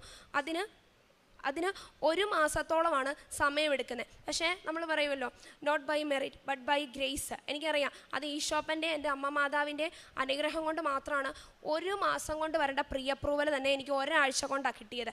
അതിനുശേഷം എൻ്റെ VFS അപ്പോയിൻമെൻറ്റ് ഈ ഡിസംബർ 11-ാം തീയതി ആയിരുന്നു. അതും എനിക്ക് ഏജൻസിക്കാർ VFSന് പോകുമ്പോൾ പറഞ്ഞിരുന്നത് എസ്റ്റിമേറ്റഡ് ഡേറ്റ് ഓഫ് ട്രാവൽ 26 എന്ന് എഴുതണമെന്നായിരുന്നു. ഞാൻ അതുപോലെ തന്നെ എഴുതിയത്. VFSൽ ചെന്നപ്പോഴത്തേക്ക് അവരെന്നോട് പറഞ്ഞു, സാറ് ഇത് 26 എഴുതി കഴിഞ്ഞാൽ പറ്റത്തില്ല, കാരണം 26-ന് നിൻ്റെ വിസ പോലെ നിൻ്റെ കയ്യിൽ കിട്ടത്തില്ല, ഡേറ്റ് മാറ്റണമെന്ന് പറഞ്ഞു. അപ്പം ഞാൻ ഡേറ്റ് മാറ്റി ഒരു ജനുവരി 15-ലേക്കൊക്കെ ആക്കി. എന്നാലും എനിക്കറിയാം എനിക്ക് ഇത്രയും ഫാസ്റ്റായിട്ട് ചെയ്ത് തന്നെ എൻ്റെ മാതാവ് അതും എനിക്ക് പെട്ടെന്ന് തന്നെ കയ്യിൽ തരുമെന്ന് അറിയായിരുന്നു. അങ്ങനെ 11-ാം തീയതി ഞാൻ VFSൽ വെച്ചത് എനിക്ക് എൻ്റെ പാസ്പോർട്ട് വിസയോടുകൂടി കൈ കിട്ടിയത് 17-ാം തീയതി ആയിരുന്നു. ഒരാഴ്ച തന്നെ എടുത്തുള്ളൂ. അപ്പം എനിക്കത് കിട്ടിയപ്പോഴും എനിക്ക് ഉള്ളിൽ പേടിയൊന്നുമില്ല. അതായത് എനിക്കിതിനകത്ത് എൻ്റെ വിസ അപ്രൂവ്ഡ് ആണെന്ന് എനിക്ക് അറിയാം. കാരണം എൻ്റെ മാതാവിൻ്റെ കൂടെ ഉണ്ട്, ഈശോപ്പനുണ്ട്. അപ്പം എനിക്ക് എന്താണെങ്കിലും അത് അപ്രൂവ്ഡ് ആണെന്ന് അറിയാം. എന്നാലും എൻ്റെ അനിയത്തി പറഞ്ഞു, ചേച്ചി നമുക്കിത് അടുത്തൊരു പള്ളിയുണ്ട്, നമ്മളിതുവരെ പോയിട്ടില്ലാത്ത പള്ളിയാണ്, അപ്പം അവിടെ ഒന്ന് പോകാം, അവിടെ നമുക്ക് പോയിട്ട് നമുക്ക് അവിടെ വെച്ച് ഇത് തുറന്നു വെച്ചാൽ മതിയെന്ന് പറഞ്ഞു. അങ്ങനെ അവിടെ ചെന്നപ്പോഴത്തേക്ക് 2 സൈഡിലും മംഗളവാർത്ത എന്ന് എഴുതി വെച്ചിട്ടുണ്ട് പള്ളിയിലോട്ട് കയറുമ്പോഴത്തേക്ക്. അപ്പോഴും എനിക്കറിയാം എൻ്റെ ഈ പാസ്പോർട്ടിനകത്തുള്ളതൊരു മംഗളവാർത്തയായിരിക്കും. അപ്പം ഞങ്ങൾ ഓപ്പൺ ചെയ്തു, പാസ്പോർട്ട് അപ്രൂവ്ഡ് ആണ്. അപ്പം എനിക്ക് പറയാനായിട്ടുള്ളത് ഇതാണ്, അതായത് ഒത്തിരി പള്ളികൾ കേട്ടിട്ടുണ്ട്. അപ്പം ഈ ഒരു എന്തിനാ ജർമ്മൻ എടുത്തത് എന്നൊക്കെ ചോദിച്ചാൽ ഒത്തിരി ചോദ്യങ്ങളൊക്കെ കേട്ടിട്ടുണ്ട്. എന്നാലും ഞാൻ പറയുവാണ്, വൺസ് നമ്മൾ അമ്മ മാതാവിൻ്റെ മുമ്പിൽ നമ്മൾ ഒന്ന് മുട്ടുകുത്തി കഴിഞ്ഞാലുണ്ടല്ലോ, പിന്നെ മാതാവ് നോക്കിക്കോളും. അന്ന് എൻ്റെ ആ സർട്ടിഫിക്കറ്റ് എൻ്റെ കൂടെ ഉണ്ടായിരുന്നെങ്കിൽ ചിലപ്പോൾ ഞാൻ ആ 3 ലക്ഷം കൊടുത്ത് ആംബുലൻറ്റ് ഫ്ലീഗയ്ക്ക് ചിലപ്പോൾ ഒരുപക്ഷെ കയറി പോയേനെയായിരുന്നു. പക്ഷെ അമ്മ മാതാവിനറിയാം എന്താണ് നല്ല കാര്യം, അത് നമ്മളിലേക്ക് എപ്പോഴാണ് നന്നായിട്ട് എത്തിച്ചു തരേണ്ടതെന്ന് ശരിക്കും പറഞ്ഞാൽ മാതാവിന് നന്നായിട്ട് അറിയാം. അപ്പം ഇപ്പം ഞാൻ പോകുന്നത് ഫ്രീ ഓഫ് കോസ്റ്റ് ആയിട്ടാണ് ഞാൻ പോകുന്നത്. എനിക്ക് 1 രൂപ പോലും അമ്മ മാതാവിൻ്റെ ഈശോപ്പയുടെ അനുഗ്രഹത്തിൽ എനിക്ക് മുടക്കേണ്ട ഒരു നല്ലൊരു ഹോസ്പിറ്റലിലോട്ട് തന്നെയാണ് ഞാൻ പോകുന്നത്. അപ്പോൾ എൻ്റെ പാസ്പോർട്ട് ഞാനിവിടെ അമ്മ മാതാവിന് ഈശോപ്പനെ കാണിക്കാൻ വേണ്ടി കൊണ്ടുവന്നിട്ടുണ്ട്. ഇതാണ് എൻ്റെ വിസ. ഇതെൻ്റെ വിസയാണ് അപ്രൂവ്ഡ് ആയിട്ടുള്ളത്. അപ്പോൾ ഇപ്പോഴത്തെ ഒരു വെയിറ്റിംഗ് പീരീഡ് എന്ന് പറയുന്നത് ടിക്കറ്റ് വരാനായിട്ടുള്ളതാണ്. അത് ഈ മോസ്റ്റ് പ്രോബബ്ലി ഒരു 2 വീക്സിൽ തന്നെ വരുമെന്നാണ് ഈ പുതിയൊരു ഏജൻസി പറഞ്ഞിരിക്കുന്നത്. ഈശോപ്പയ്ക്കും അമ്മ മാതാവിനും 1000 നന്ദി. പിന്നെ ഇതെൻ്റെ അനിയത്തിയാണ്, അവൾക്കൊരു സാക്ഷ്യമുണ്ട്, അത് അവൾ തന്നെ പറയും. എൻ്റെ പേര് അഞ്ജുമോള്. ഞാൻ 4th ഇയർ BSc നഴ്സിംഗ് പഠിക്കുകയാണ്. ഞാൻ ഉടമ്പടി ആദ്യമായിട്ട് എടുക്കുന്നത് ചേച്ചി എടുത്തതിന് ശേഷമാണ്. അത് മെയ് 10, 2025 ഞാൻ എടുക്കുന്നത്. അതെന്താ വെച്ചാൽ ഞാൻ 6th സെമസ്റ്റർ എഴുതി നിൽക്കുമായിരുന്നു. ആ സമയം ഞാൻ 2 സബ്ജക്റ്റിന് ഫെയിലായി. അത് ഞങ്ങൾ ആദ്യത്തെ സെമസ്റ്റർ ബാച്ച് ആയതുകൊണ്ട് തന്നെ ഞങ്ങൾക്ക് ഒരു സ്പെഷ്യൽ സപ്ലിമെൻ്ററി എക്സാം ഉണ്ടാവില്ല. അങ്ങനെ ആകുമ്പോൾ എൻ്റെ ഒരു 1 ഇയർ പോകും. 1 ഇയർ പോകാമെന്ന് പറഞ്ഞാൽ എനിക്ക് ഗ്രാജുവേഷൻ കൂടാൻ പറ്റില്ല. എൻ്റെ ഒരു 1 ഇയർ ഫുള്ളായിട്ട് പോവുക. പിന്നെ എനിക്ക് ജൂനിയേഴ്സിൻ്റെ കൂടെ എഴുതാൻ പറ്റുള്ളൂ. പിന്നെ ആദ്യം എന്ന് പറഞ്ഞു കഴിഞ്ഞാൽ ഞങ്ങളൊന്നപ്പം കൊറോണ കഴിഞ്ഞ ബാച്ചും കൂടെ ആയതുകൊണ്ട് കുറേ ലാഗായിട്ടുണ്ടായിരുന്നു. അതിൻ്റെ കൂട്ടത്തിൽ ഈ 1 ഇയറും കൂടെ പോകാമെന്ന് പറഞ്ഞാൽ എൻ്റെ കുറേ ആ ഒരു ഇത് പോകും. അങ്ങനെ അപ്പോൾ ചേച്ചി പറഞ്ഞു, ഇല്ല അമ്മ മാതാവ് ഒരു വഴി കാണിച്ചു തരും, പേടിക്കണ്ട. അങ്ങനെ പറഞ്ഞ് എനിക്ക് ഇതുവരെ ഞങ്ങളുടെ യൂണിവേഴ്സിറ്റി അങ്ങനെ ഒരു സ്പെഷ്യൽ സപ്ലിമെൻ്ററി എക്സാം വെച്ചിട്ടില്ല. അതങ്ങനെ വെച്ചു. ഞങ്ങൾ എന്നിട്ട് ഉടമ്പടി എടുത്ത് പ്രാർത്ഥിച്ച് എൻ്റെ എക്സാമായി. അപ്പം എനിക്കങ്ങനെ പ്രാർത്ഥിക്കാൻ അറിയില്ല. അപ്പം ഞാനിങ്ങനെ ധ്യാനമൊക്കെ കേൾക്കും. അപ്പോൾ അച്ഛൻ്റെ ഇങ്ങനെ ധ്യാനമൊക്കെ കേട്ടിട്ട് ഞാൻ രാവിലെ പ്രാർത്ഥിക്കാറ് ഇങ്ങനെയാണ്. എനിക്കറിയില്ല അങ്ങനെയാണോ പ്രാർത്ഥിക്കേണ്ടത് പോലും അറിയില്ല. പക്ഷെ ഞാൻ പ്രാർത്ഥിക്കാറ് ഇങ്ങനെയാണ്. കാനായിലെ കല്യാണ വിരുന്നിൽ അവർക്ക് വീഞ്ഞില്ല എന്ന് പറഞ്ഞപ്പോൾ അമ്മയുടെ തിരുമുകാരനോട് പറഞ്ഞ് വെള്ളം വീഞ്ഞാക്കി കൊടുത്ത പോലെ ഞാൻ അമ്മേനെ ഏൽപ്പിച്ച നിയോഗങ്ങൾ അമ്മയുടെ തിരുമുകാരം വരി എനിക്ക് സഹായിച്ചു തരണമെന്നാണ് ഞാൻ അമ്മയോട് പറഞ്ഞത്. കാരണം എൻ്റെ 1 കൊല്ലം പോവാ എനിക്കത് ഒട്ടും ഞാൻ ഭയങ്കര ഒരു ഒന്നും ചിരിക്കുകയോ ഒന്നുമില്ലായിരുന്നു. എൻ്റെ ഫ്രണ്ട്സൊക്കെ പറയും നീ എന്താ ചിരിക്കാത്തേ, കാരണം ഞാൻ ഒട്ടും ഭയങ്കര ഡിപ്രഷനിലോട്ട് പോവായിരുന്നു. എൻ്റെ ഫ്രണ്ട്സൊക്കെ പോണു, ഞാൻ മാത്രം അങ്ങനെ നിൽക്കണു. അങ്ങനെ എൻ്റെ എക്സാം വന്നു. രണ്ടെണ്ണമായിരുന്നു. എനിക്ക് ചൈൽഡും മാനേജ്മെൻറ്റ് എന്ന് പറഞ്ഞ സബ്ജക്ട്സ് ആയിരുന്നു. ചൈൽഡ് കുഴപ്പമുണ്ടായിരുന്നില്ല, അമ്മയുടെ കൊണ്ട് അത് കഴിഞ്ഞു. പക്ഷേ മാനേജ്മെൻറ്റ് എനിക്ക് ഭയങ്കര പാടായിരുന്നു. എനിക്കത് ഏറ്റവും ടഫായിരുന്നു. ആദ്യത്തെ ഇതിലും എനിക്ക് ടഫായിരുന്നു. അപ്പോൾ എനിക്കങ്ങനെ എക്സാം വന്ന് ഞാൻ ഉടമ്പടി വസ്തുക്കളൊക്കെ ഉപയോഗിച്ചാണ് ഞാൻ കയറിയത്. അപ്പോൾ എനിക്ക് ഞാൻ കൊന്തയും കാശുരൂപമൊക്കെ കൊണ്ടുപോയിട്ടുണ്ടായിരുന്നു. അപ്പോൾ എനിക്ക് പേടിയുണ്ടായിരുന്നു, അയ്യോ ഇനിയിപ്പം എക്സാം ഹാളിൽ അത് കയറ്റാൻ പറ്റില്ലേ, ഇനിയിപ്പം ഞാനപ്പോൾ അമ്മയോട് പറഞ്ഞു അമ്മ ഇനിയിപ്പോൾ അത് കയറ്റാൻ പറ്റിയില്ലെങ്കിൽ എനിക്ക് ഞാൻ തോറ്റു പോകുന്നതായിരിക്കും ഞാൻ വിചാരിക്കാമെന്ന് പറഞ്ഞു. അങ്ങനെ കയറാൻ നേരത്ത് എനിക്ക് കൊന്തയും കാശുരൂപമൊക്കെ കയറ്റാൻ പറ്റി. ഞാനങ്ങനെ ഹാളിലിരുന്നു. അതിന് മുമ്പ് ഞാൻ അമ്മയോട് ഒരു ദിവസം പറഞ്ഞായിരുന്നു, ഞാനിങ്ങനെ സാക്ഷ്യത്തിലൊക്കെ കേട്ടിട്ടുണ്ടായിരുന്നു, ചിലർ എക്സാം എഴുതാൻ പോകുമ്പോൾ ഇങ്ങനെ പറയും അമ്മ ഇങ്ങനെ ഇൻഡിവിജ്വലായിട്ട് ഈ കളറിലെ ഡ്രസ്സ് ഇട്ട് വരുവാണെങ്കിൽ അമ്മ അവിടെ ഉണ്ടെന്ന് ഞാൻ വിശ്വസിക്കും. അപ്പം ഞാനും അങ്ങനെ അമ്മയോട് ഒരു ദിവസം പറഞ്ഞ് അമ്മയുടെ കളറായ പച്ച, നീല, പിന്നെ ഞാൻ ഇങ്ങനെ പറഞ്ഞു അമ്മയെ വെള്ള, അങ്ങനെ ഏതെങ്കിലും ഒരു കളറിലെ ഡ്രസ്സ് ഇട്ട് ഇൻഡിവിജ്വലായിട്ട് ഡ്രസ്സ് വരുവാണെങ്കിൽ ഞാൻ അമ്മ അവിടെ ഉണ്ടെന്ന് വിശ്വസിക്കുമെന്ന് പറഞ്ഞു. അങ്ങനെ ഞാൻ ചെന്നു ഇരുന്നു. അങ്ങനെ കളറിൽ ആരും വന്നില്ല. അപ്പോൾ ഞാൻ ഓർത്ത് അമ്മ ആരും ഇല്ലേ എന്നിങ്ങനെ വിചാരിച്ചു. അങ്ങനെ എൻ്റെ ബുക്ക്ലെറ്റ് എനിക്ക് കിട്ടി. ബുക്ക്ലെറ്റ് കിട്ടിയപ്പോൾ അതിൽ ഞാൻ കണ്ടത് ആ നൂൽ, അതിൽ സ്റ്റിച്ച് ചെയ്ത നൂലുണ്ട്, ആ നൂലിൻ്റെ കളർ പച്ചയാണ്. പക്ഷേ എനിക്കത് കണ്ടപ്പോൾ ഭയങ്കര, കാരണം എനിക്ക് അത്രയും ഡിഫിക്കൽട്ടായിട്ടുള്ള എക്സാമാണ് മാനേജ്മെൻറ്റ്. എന്നെക്കൊണ്ട് എനിക്ക് പറ്റുമോ എനിക്കറിയില്ലായിരുന്നു, കാരണം എൻ്റെ മെറിറ്റ് കൊണ്ട് എനിക്കത് പറ്റില്ല. അപ്പം ഞാനങ്ങനെ പറഞ്ഞു അമ്മേ എന്തെങ്കിലും ഒരു കളർ കാണിക്കാം. ഞാൻ നോക്കിയപ്പോൾ ആ നൂലിന് പച്ച നിറം. അപ്പോൾ എനിക്ക് ഭയങ്കര ഇതായി, സന്തോഷമായി, അമ്മ എൻ്റെ കൂടെ ഉണ്ട്, ഞാൻ ജയിക്കും. അങ്ങനെ ക്വസ്റ്റ്യൻ പേപ്പർ കിട്ടിയപ്പോൾ ഞാൻ കരഞ്ഞു. കാരണം എനിക്ക് അയ്യോ ഇതിലും നല്ലത് ആദ്യത്തെ എക്സാം ആയിരുന്നെന്ന് എനിക്ക് തോന്നിപ്പോയി. ഞാൻ പിന്നെ കുറച്ച് നേരം ഇങ്ങനെ ഇരുന്നു. 3 മണിക്കൂർ വെറുതെ ഇരിക്കാൻ പറ്റില്ലല്ലോ. ഞാൻ പിന്നെ അമ്മേനെ പ്രാർത്ഥിച്ച് എക്സാം എഴുതാൻ തുടങ്ങി. എക്സാം എഴുതി അങ്ങനെ ഇറങ്ങിയപ്പം എല്ലാവരും പറഞ്ഞില്ലേടെ പോകും, എഴുതി കുറച്ച് പേരുണ്ടായിരുന്നു, ഞങ്ങളുടെ കൂട്ടത്തിൽ കുറേയേറെ പേരുണ്ടായിരുന്നു. അവരൊക്കെ പറഞ്ഞു ഇല്ലേടെ ഇത് പോകും എന്നൊക്കെ പറഞ്ഞു. അപ്പോഴും എൻ്റെ കൂട്ടത്തിൽ ഒരു കൊച്ചു പറഞ്ഞു ഇല്ലേടെ നീ അമ്മേനെ വിശ്വസിക്കുന്നതല്ലേ, നീ പേടിക്കേണ്ടെന്ന് പറഞ്ഞു. അങ്ങനെ എൻ്റെ റിസൾട്ട് വന്നു. റിസൾട്ട് വന്നപ്പം ഞാൻ ഒട്ടും പ്രതീക്ഷയില്ല, ഞാൻ ഓർത്ത് പോവായിരിക്കും. പക്ഷേ എനിക്ക് ആ 2 വിഷയവും കിട്ടി. എൻ്റെ കൂട്ടത്തിൽ ആകെ കുറച്ച് 3-4 പേർക്ക് മാത്രമേ ഉള്ളൂ അന്ന് കിട്ടിയുള്ളൂ. അതിൽ ഞാനും ഒരാളായി. എനിക്കത് ഭയങ്കര സന്തോഷമായിരുന്നു. അപ്പം ഞാനന്ന് എല്ലാവരോടും എന്നെക്കൊണ്ട് പറ്റുന്നവരോടൊക്കെ ഞാൻ പറഞ്ഞു എൻ്റെ ഒരു കഴിവ് കൊണ്ടല്ല, അമ്മയുടെ കൃപയാ മാത്രമാണ്, അമ്മ ഈശോയോട് പറഞ്ഞാണ് എനിക്കിത് കിട്ടിയത്, അല്ലെ എൻ്റെ ഒരു ഇതുകൊണ്ടേ അല്ല അത് കിട്ടിയത്. അങ്ങനെ എന്നിട്ട് അതിനുശേഷം ഞാൻ ആ എക്സാം കഴിഞ്ഞു. അതിന് എനിക്ക് മാനേജ്മെൻ്റ് ആയിരുന്നല്ലോ ഏറ്റവും പാട്. അത് എനിക്ക് കിട്ടിയ മാർക്ക് 47. എനിക്ക് കിട്ടേണ്ട മാർക്ക്, ശരിക്കും ജയിക്കേണ്ട മാർക്ക് 37-യാണ്, എനിക്ക് കിട്ടിയത് 47. അപ്പോൾ എനിക്ക് കിട്ടിയപ്പോൾ പെട്ടെന്നൊരു ഇത് തോന്നിയെന്ന് വെച്ചാൽ ഞാനൊരു സാക്ഷ്യം കേട്ടിട്ടുണ്ട്. ഇതുപോലെ തന്നെ ഒരു കുട്ടി ഇവിടെ വന്ന് നേഴ്സിങ്ങിൻ്റെ കാര്യം പറയുന്നത്, തോറ്റു പോകുമെന്ന് വിചാരിച്ച വിഷയം അമ്മ 47 മാർക്ക് കൊടുത്ത് ആ കുട്ടിക്കും ജയിച്ചെന്ന് കേട്ടപ്പോൾ ഞാൻ ഓർത്തു അയ്യോ ആ കുട്ടിക്ക് 47 എനിക്കും 47. എനിക്കത് ഭയങ്കര ഒരു ബ്ലെസ്സിങ് ആയിരുന്നു. അതുപോലെ തന്നെ ചേച്ചി ആദ്യം ഉടമ്പടി എടുത്തപ്പം എനിക്ക് കമ്മ്യൂണിറ്റിയുടെ ഒരു എക്സാം ഉണ്ടായിരുന്നു. അപ്പം ഞാൻ അന്ന് എനിക്ക് നന്നായിട്ട് ടെൻഷനായിട്ട് അറ്റൻഡ് ചെയ്യാൻ പറ്റിയില്ല. ഭയങ്കര സ്ട്രെസ്ഡ് ആയിട്ട് ഞാൻ ചേച്ചിയോട് പറഞ്ഞു എനിക്ക് പറ്റില്ല, ഞാൻ തോറ്റു പോവായിരിക്കും എന്നിങ്ങനെ പറഞ്ഞു. അപ്പോൾ ചിലപ്പോൾ ചേച്ചി വെച്ചിട്ടുണ്ടായിരുന്നു ഉടമ്പടിയിൽ. അതിന് എനിക്ക് കിട്ടിയ മാർക്ക് 47. പിന്നെ അത് കഴിഞ്ഞു 7th സെം കിട്ടിയാലേ ഉണ്ടായിരുന്നു എനിക്ക് ഇത് 6th സെം കിട്ടിയാലേ എനിക്ക് 7th സെം എഴുതാൻ പറ്റുണ്ടായിരുന്നുള്ളൂ. അങ്ങനെ എൻ്റെ 7th സെം എനിക്ക് എഴുതാനുള്ള അനുഗ്രഹം അമ്മ തന്നു. അതെനിക്ക് ഒരുപാട് നന്ദിയുണ്ട് അമ്മയ്ക്കും തിരുമാറിനോടും. അങ്ങനെ ആ എക്സാമും കഴിഞ്ഞു. എനിക്ക് ആദ്യമായിട്ടാണ് ഇനി എനിക്ക് ഒരു സെമ്മും കൂടെ ആണുള്ളത്, 8ാമത്തെ സെം. അതിൽ ഞങ്ങളുടെ സിലബസ് വെച്ച് ഞങ്ങൾക്ക് ഇനി തിയറി ഇല്ല, പ്രാക്ടിക്കൽ മാത്രമേ ഉള്ളൂ. അപ്പം ഞാനിങ്ങനെ അമ്മയോട് പറഞ്ഞു ഇതിന് ഫെയിലായ 8ാമത്തെ എഴുതാൻ പറ്റില്ല. അങ്ങനെ ഞാൻ ഈ നേഴ്സിംഗ് കരിയറിൽ ഈ സ്റ്റുഡൻ്റ് ഈ കരിയറിൽ ഞാൻ ആദ്യമായിട്ടാണ് എക്സാം എഴുതിയപ്പം ഒരു ലാസ്റ്റത്തെ എൻ്റെ 3ാമത്തെ എക്സാം എഴുതുന്ന സമയത്ത് OBJ ആയിരുന്നു. അപ്പം ഞാൻ കമ്മ്യൂണിറ്റി അപ്പം ഞാൻ എന്ത് ചെയ്തു, ലാസ്റ്റ് ആദ്യമായിട്ടാണ് ഒരു എക്സാം എഴുതുന്നതിന് മുമ്പ് എല്ലാത്തിനും ഞാൻ പ്രാർത്ഥിക്കും, പക്ഷെ ഒരു ടെൻഷൻ അടിക്കാതെ എനിക്ക് എഴുതാൻ പറ്റി. ലാസ്റ്റ് എക്സാം ആയപ്പോൾ ഞാൻ വിശ്വാസ പ്രമാണം ചൊല്ലിയാണ് ഞാൻ പേപ്പർ വെച്ചത്. സാധാരണ എല്ലാ എക്സാമും കഴിയുമ്പോഴും ഞാനിങ്ങനെ ഈ ടെൻഷനായിട്ട് എനിക്ക് പേപ്പർ പെട്ടെന്ന് കൊടുക്കുകയാണ് ചെയ്യാറ്. ഒന്നും എനിക്ക് ലാസ്റ്റ് ക്വസ്റ്റ്യൻസ് ആൻസേഴ്സ് ശരിയാണോ എന്ന് പോലും എനിക്ക് നോക്കാനുള്ള ടൈം കിട്ടാറില്ല. ഇത് ലാസ്റ്റ് ഞാൻ എല്ലാം പ്രാർത്ഥിച്ച് ടൈം എടുത്ത് എനിക്ക് ആൻസറും എല്ലാം നന്നായിട്ട് നോക്കി കൊടുക്കാൻ പറ്റിയപ്പോൾ തന്നെ ഞാനിങ്ങനെ വിശ്വസിച്ചു ഇത് ഞാൻ ജയിക്കുമായിരിക്കും. കാരണം എനിക്ക് വിശ്വാസ പ്രമാണം ചൊല്ലിക്കൊടുക്കാനുള്ള ടൈം എനിക്ക് കിട്ടി. അതുകൊണ്ട് ലാസ്റ്റ് തിയറി എക്സാമിന് എനിക്കങ്ങനെ കൊടുക്കാൻ പറ്റിയപ്പോൾ തന്നെ ഞാൻ ഉറച്ചു വിശ്വസിച്ചു അമ്മ എന്നെ ജയിപ്പിക്കും. അന്നെൻ്റെ റിസൾട്ട് വന്നു. കുറച്ച് നാൾ കഴിഞ്ഞ് 3 മാസം കഴിഞ്ഞാണ് എൻ്റെ റിസൾട്ട് വന്നത്. എൻ്റെ 3ാമത്തെ ഉടമ്പടി പുതുക്കിയപ്പോഴാണ് എനിക്ക് റിസൾട്ട് വരുന്നത്. അത് എനിക്ക് വന്നത് ചൊവ്വാഴ്ചയാണ്. എനിക്ക് മിക്ക അനുഗ്രഹങ്ങളും കിട്ടിയിരിക്കുന്നത് അമ്മയുടെ കിട്ടിയത് ചൊവ്വാഴ്ചകളിലാണ്. ആദ്യത്തെ എൻ്റെ ഇങ്ങനെ പോകുമെന്ന് വിചാരിച്ചത് റിസൾട്ട് കിട്ടിയതും ചൊവ്വാഴ്ചയായിരുന്നു. അപ്പോൾ എനിക്കൊരു ഭയങ്കര അനുഗ്രഹമാണ്. പിന്നെ ഞാൻ ചേച്ചിയുടേതും വെച്ചിട്ടുണ്ടായിരുന്നു. ഉടമ്പടിയിൽ ചേച്ചി BTS പാസ്സാവണോ, എത്രയും വേഗം ജർമ്മനിയിൽ എത്താൻ പറ്റണേന്ന് ഞാൻ പ്രാർത്ഥിച്ചിട്ടുണ്ടായിരുന്നു. അതും അമ്മ തന്നു. അതുപോലെ തന്നെ ഞങ്ങൾക്ക് ചേച്ചിക്ക് ട്യൂട്ടറായിട്ട് ഞങ്ങൾ ഒട്ടും എക്സ്പെക്റ്റ് ചെയ്തതല്ല അങ്ങനെ കിട്ടുമെന്ന്. അത് കിട്ടിയപ്പോൾ തന്നെ ഞങ്ങളുടെ വീട്ടിൽ കുറേ മാറ്റങ്ങളുണ്ടായി. ഞങ്ങൾക്ക് കുറേ കഷ്ടപ്പാടുണ്ടായിരുന്നു, അതെല്ലാം മാറി. ഞങ്ങൾക്ക് കുറേ സാധനങ്ങളൊക്കെ വാങ്ങാൻ പറ്റി. ഇപ്പോൾ എന്താ ഞങ്ങൾ ഓരോന്ന് പെട്ടെന്നായിരുന്നു വാങ്ങിയത്. ചേച്ചിയുടെ phone, dining table, fridge, inverter, അങ്ങനെ ഞങ്ങൾക്ക് എല്ലാം ഞങ്ങൾക്ക് പെട്ടെന്ന് വാങ്ങാൻ പറ്റി. കാരണം ഞങ്ങൾക്ക് അതൊരു ഭയങ്കര അനുഗ്രഹമാണ്. ഞങ്ങൾക്കൊന്നും ഇല്ലാത്തിടത്തു നിന്ന് അങ്ങനെ ഒരു പെട്ടെന്നൊരു ചേച്ചിക്ക് അത്രയും കഷ്ടത്തിൽ നിന്ന് കടന്നെടുത്തു നിന്നൊരു ജോലി കിട്ടി, അത്രയൊക്കെ വാങ്ങുക എന്ന് പറയുമ്പം അത് അമ്മയുടെ തിരുമാറിന് വലിയൊരു അനുഗ്രഹമായിട്ട് തന്നെയാണ് ഞങ്ങൾ കാണുന്നത്. ഇത്രയും അനുഗ്രഹം തന്ന അമ്മയ്ക്ക് തിരുമാറിന് ഒരുപാട് നന്ദി. അപ്പോൾ ഇനിയും ഞങ്ങൾ ഉടമ്പടി തുടരുവാൻ തന്നെയാണ്. ഞാൻ ശരിക്കും ആദ്യത്തെ ഉടമ്പടി എടുത്തിട്ട് നിർത്താൻ അങ്ങനെയാണ് ഞാൻ കരുതിയിരുന്നത്.